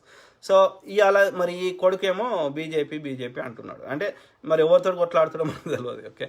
పోనీ ఆయన బాండ్ పేపర్ మీద రాసిచ్చిండు, యువకుడు ఏదో జర పౌరుషంగా బాండ్ పేపర్ మీద రాసిచ్చిండు ఏదో వ్యక్తి. కవితను పొట్టు తిట్టిర్రు, ఏమని 100 రోజుల sugar factory, Nizam sugar factory తెరిపిస్తాను, ఏడవైంది. మరి ఆమెను గన్ని తిట్టినప్పుడు నువ్వు బాండ్ పేపర్ మీద రాసిచ్చినప్పుడు అలా ఒకటనే చేయాలి కదా ఆయన. ఏం చేసిండో ధర్మపురి అరవింద్ అనేటోడు ఇప్పుడు ఎంపీ ఉన్నాడు, ఇప్పుడు వాళ్ళ అధికార పార్టీ. ఆయనకు పోతే మోడీ అయినా అమిత్ షా అయినా ఇమ్మీడియట్గా అపాయింట్మెంట్ ఇస్తారు, బండి సంజయ్కైనా అరవింద్కైనా కిషన్ రెడ్డికైనా, ఓకే. కిషన్ రెడ్డి హోంశాఖ సహాయ మంత్రి. వీళ్ళు అంటే దే హ్యావ్ కేంద్ర ప్రభుత్వం వీళ్ళ చేయలు ఉన్నట్లు లెక్క ఐడియాలు చెప్పాలని. లేకపోతే జిహెచ్ఎంసీకి అమిత్ షా ఎట్లా వస్తాడు, మన కరీంనగర్కి ఎట్లా వస్తాడు అంటే they have good contacts with the prime minister, home minister of India. భారత ప్రభుత్వం వాళ్ళ చేయలు ఉన్నట్లు లెక్క. మరి వరద సహాయం చేయొచ్చు, నీకు స్పెషల్గా నీ నియోజకవర్గాన్ని నిధులు తేవచ్చు, కేంద్రం నుంచి ఏదైనా. ఇప్పుడు తమిళనాడులో ఉంటారు, ఎంత కొట్లాడి ఎన్ని ప్రాజెక్టులు తెచ్చుకున్నారో, ఓకే. నువ్వు ఏదైనా తమిళనాడులో ఎక్కువ ఇండస్ట్రీస్ ఉంటాయి చూడండి, నేషనల్ ప్రాజెక్ట్స్ చాలా ఉంటాయి, మ్యానుఫ్యాక్చరింగ్ యూనిట్స్ అన్నీ, ఓకే. కల్పక్కం న్యూక్లియర్ రియాక్టర్ అన్నీ వాళ్ళు కొట్లాడి అన్నీ చేయించుకున్నారు వాళ్ళ స్టేట్కి, ఓకే. గట్ల కేంద్రం నుంచి ఏమైనా తీసుకురా, మేము అప్రిషియేట్ చేస్తాం. మా రాష్ట్రానికి అప్రూవ్ అయిన ఐటీఆర్ ప్రాజెక్ట్ వస్తే, ఐటీ కారిడార్ వస్తే, అది మనం బిల్డింగ్లు అన్ని కట్టి మంచి ఒక సిటీని తయారు చేస్తే ఎంతమంది కంపెనీలు వచ్చి ఆడ పెట్టుకుంటారు. ఎందుకంటే వాడికి నువ్వు ట్యాక్స్ వేయవు, వాడికి బిల్డింగ్లు కట్టిస్తాం, అన్నీ కట్టిస్తాం కాబట్టి వాడు వచ్చి చేయాల్సింది వాడికి వ్యాపారం పెట్టుకుంటాడు అంతే. వ్యాపారం పెట్టుకుంటే వాడు హైర్ చేసుకుంటాడు, పని చేసేటోళ్ళు కావాలి. అట్లా లక్షల మందికి డైరెక్ట్ ఉద్యోగాలు వస్తే ఇండైరెక్ట్గా ఆ పైసలు వచ్చినవాడు ఏం చేస్తాడు, ఆడనే ఉంటాడు కాబట్టి వాడికి కిరాయి కట్టుకుంటాడు, భూముల రేట్లు పెరుగుతాయి. అట్లా వాడు ఇస్త్రీ చేయించుకోవడానికి పైసలు వస్తాయి, లేకపోతే వాడు వాడు పోయి ఛాయ్ తాగితే ఛాయ్ అమ్మేటానికి పైసలు వస్తాయి కదా, హోటల్కి పోతే హోటల్లోనికి వస్తాయి. ఇట్లా ఒక్క డైరెక్ట్ ఉద్యోగం వస్తే 10 ఇండైరెక్ట్ ఉద్యోగాలు వస్తాయి. ఇట్లా ఇంతమందికి చేల పైసలు ఆడితే, అంతమంది ఖర్చు పెడితే గవర్నమెంట్కి ట్యాక్స్లు వస్తాయి కదా, సేల్స్ ట్యాక్స్, ఇంకో రకమైన ఇన్కమ్ ట్యాక్స్, ఇట్లా, ఓకే. ఐటీఆర్ ప్రాజెక్టు అప్రూవ్ అయింది, కేంద్ర ప్రభుత్వం అప్రూవ్ చేసింది అప్పుడున్న కాంగ్రెస్ ప్రభుత్వం. 3వ టర్మ్ వచ్చుంటే అప్పుడున్న విభజన చట్టంలో అన్నీ ఇంప్లిమెంట్ చేసేవాళ్ళు 2 తెలుగు రాష్ట్రాలకి. అట్లాంటిది నువ్వు అప్రూవ్ అయిన దానికి క్యాన్సల్ చేసినావు. ఎందుకు చేసినావు? అప్పుడు ఏది మనకి బయ్యారం ఉక్కు పరిశ్రమ విభజన చట్టాలు రాశారు కదా, మరి ఏడిపోయింది? ఆంధ్రప్రదేశ్ స్పెషల్ స్టేటస్ విభజన చట్టాలు రాశారు కదా. అంటే విభజన చట్టాలు ఉంది అంటే ఏంది, ఇట్స్ ఆల్రెడీ అప్రూవ్డ్. అప్పుడున్న భారత ప్రభుత్వం చట్టం చేసింది, మళ్ళీ పార్లమెంట్లో పోయి మళ్ళీ కొట్లాడి మళ్ళీ చట్టం చేయాల్సిన అవసరం లేదు. You just implement it. Why are not doing it? Special status ఇవ్వండి ఆంధ్రప్రదేశ్కి, తప్పేముంది అందులో? వాళ్ళకు క్యాపిటల్ సిటీ లేదు, వాళ్ళకి ఎలాంటి ఆర్థికంగా తెలంగాణ కంటే చాలా భయంకరంగా ఉన్నారు. So give the special status. బీహార్కి, యూపీకి, ఏపీకి ఏం తేడా లేదు. వై డోంట్ స్పెషల్ స్టేటస్ ఇస్తే ఆ ప్రభుత్వము కేంద్రానికి కట్టాల్సిన ట్యాక్సులు కట్టాల్సిన అవసరం లేదు. దాంతోపాటు కొంచెం వాళ్ళు అభివృద్ధి కావడానికి నిధులు ఇస్తారు. ఎందుకంటే దారిద్ర్య రేఖ కంటే దిగువన ఉన్నారు కాబట్టి, బిలో పావర్టీ లైన్ ఉన్నారు కాబట్టి. చేయండి. నువ్వు స్పెషల్గా కూడా చట్టం కోసం కొట్లాడాల్సిన అవసరం కూడా లేదు. అందరిని అప్రూవ్ చేయి, అందరితోటి పర్మిషన్ కూడా అవసరం లేదు. It's already in the act. You just implement it. What is stopping? అడగవద్దు. అడిగితే నేను దేశద్రోహి. Right is right, wrong is wrong. ఏం చేస్తారో చేసుకోరు బీజేపీ. ఓకే, ఇట్లనే మాట్లాడతాం, వాస్తవాలే మాట్లాడతాం. నా హిందుత్వం అదే చెప్పింది. అఫ్సర్ మొహమ్మద్, కాంగ్రెస్ గెలిస్తే హుజూరాబాద్ ప్రజల్లో చైతన్యం వచ్చినట్టే, వేరే పార్టీలు గెలిస్తే ప్రజలు వాస్తవాలు గ్రహించనట్టే. అక్కడ ఆపుతున్నది టీఆర్ఎస్కి గెలిచే అవకాశం ఉండడానికి ఉంటే. ఎందుకు అంటే యూత్ ఏంటంటే యువకులు ఇది కాంగ్రెస్ కానీ ఈ యొక్క కొట్లాడేటోళ్ళకి అవకాశం ఇచ్చే అవకాశం ఉంది యూత్. ఓకే, యూత్ కూడా అందరూ మరి ఓటేయాలి ఐడియల్గా. ఓకే, అది కాకుండా ఈ యొక్క మిగతా వాళ్ళకి ఏంటంటే చిల్లరతోటే సంతృప్తి పడుతున్నారు. Rythu Bandhu, pension, single women వీళ్ళకేమో pension, Rythu Bandhu. నాకు ఉన్న సమాచారం ఇవి రెండు బాగా ఏమంటారు టీఆర్ఎస్ కబంధ హస్తాల నుంచి రాకుండా చేస్తున్నాయి. ఈ చిల్లరతోటి వాళ్ళు కాంగ్రెస్ అంటే ఇష్టం ఉన్నా, రేవంత్ అన్న సీతక్క పోతే మీటింగ్లకు వచ్చినా కానీ that is not converting into votes because చిల్లర పథకాలు కానీ ఎన్నికల ముందు కాంగ్రెస్ ఇప్పుడు టీఆర్ఎస్ వాడు ఖర్చు పెట్టినంత కాంగ్రెస్ వాడు అయితే ఖర్చు ఏదో వాడు 1000 రూపాయలు ఇస్తే 500 ఇస్తాడేమో కానీ వాడు కుల పెద్దలు కొనుక్కొని వానికి ప్రతి ఒక్కరికి 5 లక్షలు 10 లక్షలు ఈ యొక్క ఎవడైతే 1000 ఓట్లు వేయించగలుగుతాడో కుల పెద్ద కానీ ఇంకోడోన కానీ వాళ్ళకి ఇస్తున్నారు పైసలు. కుల పెద్దలు కులం పేరు చెప్పుకొని కుల పెద్దలు బాగుపడుతున్నారు. వీళ్ళకి పైసలు వస్తాయి. వాళ్ళ లెక్క కాంగ్రెస్ వాడు వంచలేడు. వాడు అధికార పార్టీ లేడు. వాడు అడ్డదారులలో ఇట్లా ఇట్లా ఇట్లా చేసే పేరు ఏదైనా చేసింది చెప్పుకోవడం 5-10 రూపాయలు తింటే తిన్నారేమో కానీ, బట్ ఇంత లెవెల్లో వీళ్ళంత లెవెల్లో అయితే పైసలు ఖర్చు పెట్టే స్థాయిలో కాంగ్రెస్ లేదు. కాంగ్రెస్ లేదు, టీడీపీ లేదు. ఇది వాస్తవ పరిస్థితి. వాళ్ళ లెక్క ఖర్చు పెట్టలేరు. వాళ్ళు ఎందుకు పెడుతున్నారంటే వాళ్ళు అడ్డంగా దోసుకుంటున్నారు, అడ్డంగా పెడుతున్నారు. సో మరి చిల్లర కమ్ముడు పోతున్న ప్రజలకు చైతన్యం లేదు. వాస్తవం చెప్పాలంటే లేదు. చదువుకున్న వాళ్ళు వీళ్ళు ఎక్కువ మంది ఓటేస్తలేరు. వాళ్ళేమో చిల్లర పథకాలకి లొంగుతున్నారు. ఇక ఇప్పుడున్న ఒకే ఒక ఆశ ఆ యువకులు. ఓకే, వాళ్ళకు కూడా నిరుద్యోగ వృత్తి వాడు స్టార్ట్ చేసిండు అనుకో, వాళ్ళు కూడా ఎవడిని అడిగా వాళ్ళు కూడా నెలకు 3,000 ఇస్తున్నాడు, మందు పోస్తున్నాడు, బిర్యానీ ఇస్తున్నాడు, ఆ 3,000 మాకు చాలు అంటారు. ఇట్లాంటి భావజాలు అంటే నేను ఐ గో ఎబో బియాండ్, నాకు 30,000 లక్షల రూపాయలు సంపాదించుకోవాలి, ఉద్యోగాలు కావాలి, చిన్న వాటితో తృప్తి పడుతున్నారు. ఓకే, మీరు చూడండి నెక్స్ట్ ఎలక్షన్స్ అయిపోయి అంటే ఇంకా 1-2 ఇయర్స్ లోపల నిరుద్యోగ వృత్తి, దళిత బంధు ఎట్లయితే స్టార్ట్ చేసిండో నిరుద్యోగ వృత్తి కూడా స్టార్ట్ చేస్తాడు. చూడండి, నెలకి ఆ ఎలక్షన్స్ దగ్గరకు వస్తున్న కొద్దీ నెలకు 2,000-3,000 వేస్తాడు నీ అకౌంట్లో. వేసేస్తే ఇక ఆ నిరుద్యోగస్తులు కూడా ఏమన్నారు ఇక. ఓకే, అంటే KCR knows how to play with your emotions. Okay, నీ బలహీనతలతో ఆడుకోవడం కేసీఆర్కి జగన్కి బాగా తెలుసు. వాడికి ఆ యొక్క వాడు బాపనోళ్ళు నడిపిస్తున్నాడు కదా, ఆ చిల్లర కూడా పంచిపెట్టడానికి వాళ్ళకి ధైర్యం లేదు. కాబట్టి వాడు బీజేపీ పంచిపెట్టాడు. పొద్దుగాలు వేస్తే మత విద్వేషాలు రెచ్చగొడతాడు. ఎంత రెచ్చగొట్టినా ప్రజలు రెచ్చిపోయే అవకాశాలు ఒకసారి అవుతుంది, 2 సార్లు అవుతుంది, కానీ they are feeling the pain. కాబట్టి బీజేపీ కేంద్రంలో పోయే అవకాశం ఉంది. కానీ రాష్ట్రాల్లో ఈ చిల్లర పథకాలతోటి ఇది జర కష్టమవుతుంది. ఇది అపోజిషన్ వాడు ఎంత కొట్లాడినా ఆ కేంద్రంలో బీజేపీ పోతుంది గ్యారంటీగా. యూపీఏ 3 వస్తుంది. ఓకే, ఎంపీ ఎలక్షన్స్కి కాంగ్రెస్కి వేస్తారు. ఇవి మాత్రం ఈ చిల్లర పథకాలతోటి ఇబ్బంది అవుతుంది. యువకులు ఒకటే ఆశ ఉన్నది. మిగతా వారు రియలైజ్ అయితే మనం వాళ్ళకి అర్థమయ్యేట్టు చెప్తే, మీ కొడుకు ఉద్యోగం వద్దా తల్లి, ఈ చిల్లర ఎందుకు తల్లి అని మనం అర్థమైనట్టు చెప్తే ఏమన్నా చూద్దాం. కంప్లీట్ చేద్దాం, చాలా టైం అన్నట్టు చెప్పడం మన బాధ్యత. ఓకే, అది వెనకనో ముందు రియలైజ్ అవుతారని ఆశపడుతున్నాం. ఎందుకంటే ఇప్పుడు ఏమవుతుంది, చిల్లర పథకాలతో చిల్లరనే ఉంటుంది. రేపు పొద్దున ఏదైనా పెద్ద కష్టం వస్తుంది, పెద్ద రోగం వస్తుంది, పెద్దది ఏదో ఉపద్రవం వస్తుంది. ఇన్ని దగ్గర పైసలు ఉన్నాయి, నువ్వు ఇల్లు కట్టుకుందామంటే ఏముండదు. అట్లాంటి పరిస్థితి ఎందుకు రానక చిల్లరకు లొంగకుండా మంచివాడికి అవకాశం ఇస్తే, ఇన్ఫ్రాస్ట్రక్చర్ బిల్డ్ చేస్తే చేలో పైసలు ఆడేటట్టు అవుతాయి. అట్లా పెద్దగా ఉంటుంది. ఈ చిన్న ఎందుకంటే వాళ్ళకి అందుకే ఏం చేయాలి, రేపు జనరల్ ఎలక్షన్స్ ముందు వాడు ఏమేమి ఇస్తాడో అవన్నీ ఇస్తామని చెప్పి దాంతోపాటు అభివృద్ధి కూడా చెప్పాల్సిన పరిస్థితి. అంటే వచ్చే ప్రభుత్వాలు నడపడం చాలా కష్టతరం అయిపోతుందేమో. వీళ్ళు ప్రజల యొక్క ఆలోచన విధానం చెడగొడుతున్నారు. అన్న ఈసారి ఈవీఎం ఉండకూడదు అన్న. ఎవరు చేయాలి బ్రదర్, ఎవరు చేయాలి?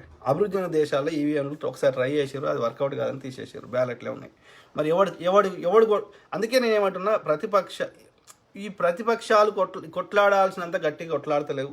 ప్రజల లోపల చైతన్యాన్ని రగిలించడంలో ఎక్కడో విఫలమవుతున్నారు. దానికి కారణం ఇవన్నిటికి మూల కారణం అనలైజ్ చేస్తే, ఓకే, ప్రజలు చిల్లరతోటి సంతృప్తిగా ఉన్నారు, ఆ చిల్లరతోటి తృప్తిగా ఉన్నారు. అది అక్కడ వచ్చిన సమస్య. ఆ పెన్షను గిన్షను ఇవి చెడగొట్టినాయి, ప్రజల ఆలోచన విధానం చెడగొట్టినాయి. ఓకే, వాళ్ళ ఆ స్ఫూర్తితోటి కొట్లాడతలేరు. ఈ చిల్లరకి బానిసత్వానికి అలవాటు పడ్డారు. The got in to the comfort zone. ఇది బ్రిటిష్ వాడు గాంధీ గారు అట్లా ఇన్స్పిరేషన్గా మాట్లాడకముందు బ్రిటిష్ కాలంలో ఆ బానిసత్వానికి అలవాటు పడ్డారు. But he was able to inspire people, he was able to bring, అట్లా చేయగలిగిండు. మరి ఆ ప్రతిపక్షాలు ఇప్పుడు అంత పటిష్టంగా ప్రజల లోపల చైతన్యాన్ని తేవాల్సిన బాధ్యత అక్కడ ఆంధ్రప్రదేశ్లో టీడీపీ కానీ తెలంగాణలో కాంగ్రెస్ కానీ ఉంది అని నేను బలంగా నమ్ముతున్నా. ఒక్క ఎలక్షన్స్ ముందు పోయి ఓట్లు అడుగుడే కాదు, కన్సిస్టెంట్గా ప్రజల దగ్గరికి పోండి, పాదయాత్రలు చేయండి, తిరగండి. వాళ్ళ లోపల వాట్ ఈస్ టాపిక్, ఏం ఆపుతుంది మీకు, ఓకే, ఈ చిల్లరనే చాలా అనేది వాళ్ళ రూట్ లెవెల్లో వాళ్ళకి డిస్కషన్ చేసి వాళ్ళకి ఆలోచన విధాన్ని మార్చాల్సిన బాధ్యత అందరి మీద ఉంది. లేకపోతే అడక్కదినే రాష్ట్రాలు తయారవుతాయి. వాళ్ళకి పెద్ద లెవెల్లో పిక్చర్ తెలియదు. ఓకే, భూములు అడిగిపోతున్నాయి తెలియదు. లక్షల ఎకరాలు ఇప్పుడు హైదరాబాద్ సరౌండింగ్స్లో ఉండే వ్యవసాయ భూమి అనేది లేదు. ఇక రాను వ్యవసాయానికి భూమి ఉండదేమో. మరి ఇక మళ్ళీ ఏమవుతుంది, భారతదేశం మళ్ళీ విదేశాల నుంచి ఇంపోర్ట్ చేసుకునే స్థాయికి వస్తుందేమో. ఇప్పుడు హైదరాబాద్ సరౌండింగ్స్ మీరు వండి దాదాపు వ్యవసాయ భూములన్నీ రియల్ ఎస్టేట్ కింద వచ్చేసినాయి. వ్యవసాయానికి భూమి ఉండదు ఇక రాను. This is what. మరి ఏం తింటాం అంటే ఇంపోర్ట్ చేసుకుంటామా? I don't know. ఆలోచించండి, థింక్ బిగ్. విఘ్నేష్ గడిపే ఏమంటున్నాడు, ధర్మం పేరుతో బీఫ్ ఫార్మ్స్ నుంచి ఫండ్స్. Correct brother, agri. వాళ్ళు చెప్పే కాదు, ఆర్ఎస్ఎస్లో ముస్లిం మోర్చా అని ఒక విభాగం ఉంటుంది. కిసాన్ మోర్చా, ముస్లిం మోర్చా, మహిళా మోర్చా ఇట్లా ఉంటుంది. ముస్లిం మోర్చా అనేది ఆర్ఎస్లో ఎందుకు ఉంటుంది? పొద్దుగాలు వేస్తే నీకు శత్రువాడు, మాకు పొద్దుగాల వచ్చి ఏం చెప్తున్నావు, ముస్లింలే చెడ్డోళ్ళు అని చెప్తున్నావు. అట్లాంటిది ముస్లిం మోర్చా అని ఆర్ఎస్ఎస్లో ఉందా? రాష్ట్రీయ ముస్లిం మోర్చానో ముస్లిం మోర్చానో ఏదో ఉందా? ఎందుకుంటారు ముస్లిమ్స్? ఎందుకుంటారు బీజేపీలో? You are only for Hindus కదా. పొద్దుగాలు వేస్తే ముస్లిం చెడ్డోళ్ళు కదా, తీవ్రవాదులు కదా. పొద్దుగాలు వేస్తే ముస్లిమ్స్ అంటేనే అసలు వాళ్ళు మనుషులే కాదని ట్రీట్ చేస్తున్నావు కదా. Then why Muslims are in RSS, why Muslims are in BJP? అంటే నువ్వు చెప్పే మాటలకి చేతలకి పొంతన లేదు. అంటే వాడు సక్సెస్ఫుల్గా మనల్ని ఫూల్స్ చేయగలుగుతున్నాడు అంటే అది వాడి గొప్పతనమా మన ఎడ్డితనమా? Please analyse. కంప్లీట్ చేద్దాం బ్రదర్, చాలా టైం అన్నట్టుంది. ఏమంటున్నాడు? బీజేపీ ఇంత అరాచకం చేస్తున్న బీజేపీ భజన, అదే బ్రదర్, భజన చేసేటోళ్ళు they are getting paid, they are getting monetary benefit. That is the reason they are doing. If they don't do it they don't get paid. As simple as that. ఇంకొకటి రెండు అన్నట్టున్నాయి. NMN ఏమంటుండో అన్న, BJP ప్రభుత్వం కేంద్రంలో ఎన్నిసార్లు వచ్చింది? ఇది third time. Vajpayee గారు ఒకసారి, అంటే అంతకుముందు జనతా పార్టీ అని ఉండే, అందులో బీజేపీ అంతకుముందు, కానీ అది కోయలిషన్ అంటే ఏమంటారు, అన్ని కలిపింది దాన్ని ఏమంటారు, అదే కోయలిషన్. ఓకే, సో అప్పుడు మొరార్జీ కాంగ్రెస్ను విభేదించి ఒక మొరార్జీ దేశాయ్ అంటే ఆయన పోయాడు. తర్వాత జయప్రకాష్ నారాయణ ఉండే, ఈ జయప్రకాష్ నారాయణ ఆయన వేరే. ఓకే, సో ఆ తర్వాత జార్జ్ ఫెర్నాండేజ్ అని ఉండే. తర్వాత వాజ్పేయి ఈ ఆర్ఎస్ఎస్ దాంట్లోకి వెళ్ళి పొలిటికల్ వింగ్ కింద పెట్టుకున్న దాంట్లో ఈ వాజ్పేయి గారు. ఓకే, వీళ్ళందరూ కలిసి గవర్నమెంట్ ఫామ్ చేశారు. అప్పుడు ఎమర్జెన్సీ పెట్టి తర్వాత. ఓకే, అప్పుడు ఎమర్జెన్సీ పెట్టిన కోపం మీద వాళ్ళని గెలిపిస్తే 3 ఏళ్ళు దేకున్న ఆ కోalition సక్సెస్ఫుల్గా చేయలేకపోయారు. 5 ఏళ్ళు ఉండాల్సింది 3 ఏళ్లలో కూలిపోయింది. ఈ కాంగ్రెస్ ప్రభుత్వం పివి నరసింహారావు గారికి సరైన మెజారిటీ లేదు, ఈయన ఎట్లా నడిపిస్తాడో 5 ఏళ్ళు అనుకున్నారు. ఓకే, జార్ఖండ్ ముక్తి మోర్చా దానికి షిబు సోరెన్ ఇట్లాంటి వాళ్ళు అందరు మద్దతు తీసుకొని అప్పుడు 5 ఏళ్ళు నడిపించారు ప్రభుత్వాన్ని. అట్లనే యూపీఏ 1 యూపీఏ 2 18 పార్టీలు కలిపి నడిపించారు. అంటే కోalition గవర్నమెంట్లని సక్సెస్ఫుల్గా నడిపించడంలో వాళ్ళ యొక్క డిమాండ్లని ఫుల్ఫిల్ చేస్తూ ఒక సక్సెస్ఫుల్ నడిపించడంలో కాంగ్రెస్ కంటిన్యూ 10 ఏళ్ళు coalition government. Okay, UPA 1 UPA 2 PV Narasimha Rao కూడా బయట నుంచి మద్దతు ఇచ్చారు. సో ఇది పరిస్థితి. అంటే మిగతా పార్టీలు ఇప్పుడు అదేంది 5 ఏళ్ళ ఎవ్రీ ఇయర్ ప్రైమ్ మినిస్టర్ మారాడు. అది కూడా 5 years టర్మ్ కంప్లీట్ చేయలే. ఓకే, దొడ్డగౌడ, దేవగౌడ, ఐకే గుజరాల్, చంద్రశేఖర్ ఇట్లా వీపీసీ ఇవన్నీ బీజేపీ సపోర్ట్ చేసినాయి కానీ, బీజేపీ ఇన్వాల్వ్ అయినాయి కానీ, బీజేపీతో ఏ రకంగా కోalition ఏర్పడినా ఏ గవర్నమెంట్లు కూడా సక్సెస్ఫుల్గా కంటిన్యూస్గా లేవు. అది వాజ్పేయి గారు ఫస్ట్ టర్మ్ 13 రోజులే ఉండే, సెకండ్ టైం 5 or 6 years ఉండే. ఓకే, తర్వాత ఇప్పుడు మోడీ గవర్నమెంట్. ఇది ఎందుకంటే ఫుల్ మెజారిటీ వచ్చినాయి. ఇలా కూడా కోalition ఉంటే అది వేరే పరిస్థితి కూలిపోతుండే. అంటే కోalition గవర్నమెంట్ సక్సెస్ఫుల్ కంప్లీట్ చేయలేదు. ఇది అంటే బీజేపీ కూడా ఎన్ని టర్మ్స్ అన్నట్టు 50 ఏళ్ళు 50 నుంచి లెక్క పెట్టాలి. ఆ 3 ఏళ్ళు లెక్క పెట్టదు ఫస్ట్. ఎందుకంటే మనం 100% మన గవర్నమెంట్ లేదు అప్పుడు. 47 నుంచి 50 మధ్యలో ఆయన లాస్ట్ వైస్రాయ్ లార్డ్ మౌంట్ బాటన్ ఉండే.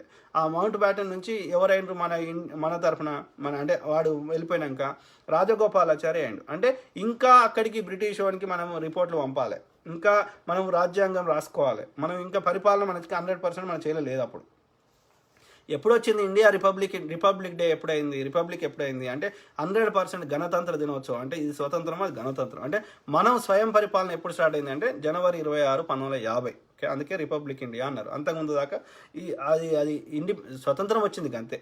అంటే బ్రిటిష్ వాడు మన మీద అంత ఆపరేషన్ కొంచెం తగ్గింది అంతే, కానీ 100% మనం చేయలేక రాలే. సో ఆ లెక్కన 50 నుంచి లెక్క పెడితే ఇది 21. అంటే ఎన్ని ఏళ్ళు? 50, 20, 70 ఏళ్ళు. 70 ఏళ్ళ స్వతంత్రంలో దాదాపు ఇంచుమించు అరౌండ్ 1-2 years అటు ఇటు కావచ్చు, అరౌండ్ 50 ఏళ్ళు కాంగ్రెస్ వాడు పరిపాలించింది. మిగతా 20 ఏళ్ళు మిగతా అన్ని పార్టీలు. అలా ఎవరు పరిపాలించారు? 6 ఏళ్ళు వాజ్పేయి గారు, 5 or 6. ఓకే, 6 లెక్కేసుకున్నాం. 6 ప్లస్ ఇప్పుడు మోడీ గారు 7. ఓకే, 7 + 6 13 పోతే మిగతా ఎన్ని? ఇంకా 7 ఏళ్ళు. ఇంకా 7 ఏళ్ళలో ఇక బీజేపీ కూడా ఇంకా లేకపోతే బీజేపీ సపోర్ట్ చేసిన పార్టీలా ఇక అవి ఇప్పుడు ఆ పార్టీలు దాదాపు ఇప్పుడు లేవనుకుంటా. ఓకే, సో ఇది పరిస్థితి. సో కరెక్ట్ ఆన్సర్ చెప్పిందా? సో ఇక వాళ్ళు డెవలప్ చేసింది. ఇక నేనేమంటున్నా, ఏదైనా మేజర్ కట్టడం ఏడికి కనవండి ప్రభుత్వాలు కట్టినాయి. అది విద్యా సంస్థలు కానీ, ఇరిగేషన్ ప్రాజెక్ట్స్ కానీ, లేకపోతే ఇది ఇన్ఫ్రాస్ట్రక్చర్ కానీ, ఎయిర్పోర్ట్లు కానీ, ఫ్లైఓవర్లు కానీ, రోడ్లు కానీ, యూ గో టు ఎన్ని గవర్నమెంట్ కట్టినాయి ఏది అనవండి. ఓకే, స్కూళ్ళు కానీ, కాలేజీలు కానీ, వైద్యాలయాలు కానీ, ఎనీ గవర్నమెంట్ కట్టినాయి. ఓకే, చూడండి ఎవరి హయాంలో కట్టిర్రు, దానికి శిలాపలకమో ఏమో ఉంటుంది దానికి, అది ఎప్పుడు కట్టిర్రు, ఏ సంవత్సరం కట్టిర్రు, అప్పుడు ప్రధాని ఎవడు ఉండే, సీఎం ఎవడు ఉండే చూడండి. ఓకే, సింపుల్ తెలిసిపోతుంది కదా. బీజేపీ ఏం కట్టిండో తెలిసిపోతుంది కదా, వాజ్పేయి గారి హయాంలో కానీ, ఇప్పుడు మోడీ హయాంలో కానీ.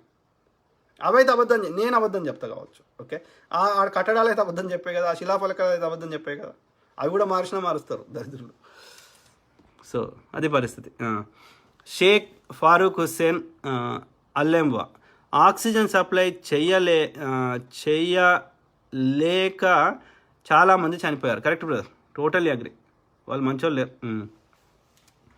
తెలంగాణ శ్యామ్ పగడిపల్లి సపరేట్ దేశ ఉద్యమం రావాలి, అప్పుడే బుద్ధి వస్తుంది. నోను, ఇండియాని 500 ముక్కల్ని కలుపుకున్నాం. ఓకే, మళ్ళీ ముక్కలు చేస్తే చిన్న దేశం అయితే పైసలు ఉండయి, ఎవడైనా వచ్చి ఆక్యుపై చేస్తాడు. టిబెట్ని ఆక్యుపై చేసిండాడు. ఓకే, టిబెట్ ఇండిపెండెంట్గా ఉండేది, వాడు చైనా వాడు వచ్చిండు, మావో అందరిని చంపేస్తూ ఇండియాని ఇంకా ముక్కలు ఇచ్చిన ముక్కల్ని ఎట్లా తెచ్చుకోవాలో ఆలోచించుకునే పరిస్థితి 29 దేశాలైన ఇవాళ. ఓకే, ఇవాళ బ్రిటిష్ వాడు చేసిండు ఇదంతా.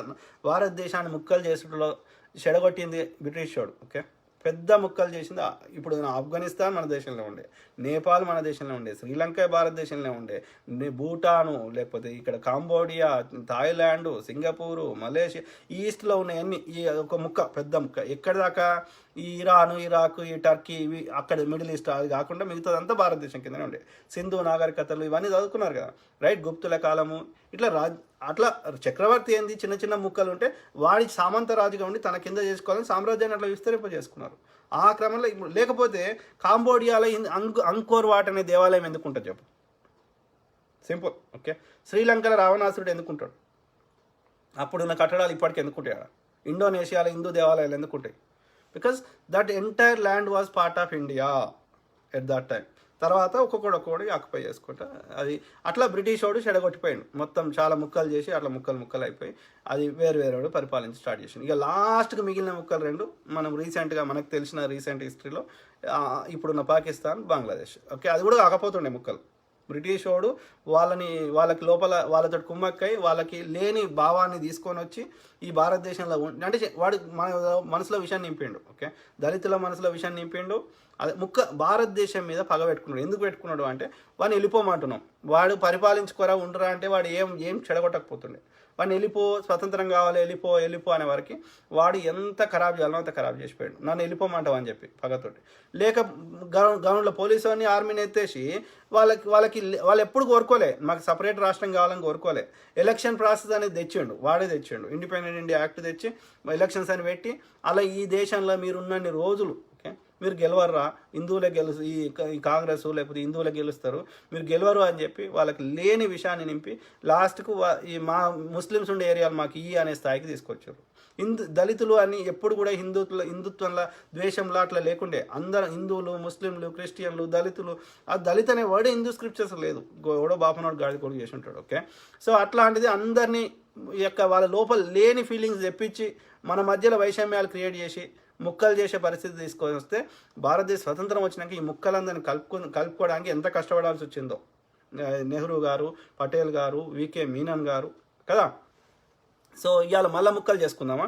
ముక్కలు చేసుకుంటే మనకు పైసలు ఉండవు, మనకు ఒక గట్టిగా కొట్లాడే శక్తి ఉండదు, మనకి ఒక ఆర్మీ పవర్ ఉండదు, ఒక పవర్ఫుల్ దేశంగా ఉండదు. ఏం చేసుకుంటాం? ముక్కలు చేసుకొని. యూరోప్లో మస్తు ముక్కలు ఉన్నాయి, చిన్న చిన్న ముక్కలు.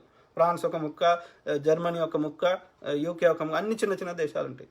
అమెరికాకు ఉన్నంత స్ట్రెంత్ ఉంటాయా చిన్న ముక్కలకి? So you have to be big. కాబట్టి భారతదేశాన్ని ఇంకా ముక్కలు చేయాలన్న ఆలోచన కరెక్ట్ కాదు. ఓకే, తప్పులు ఉన్నాయి, లేకపోతే కరెక్ట్ పరిపాలన చేస్తారు, సరిదిద్దుకుందాం.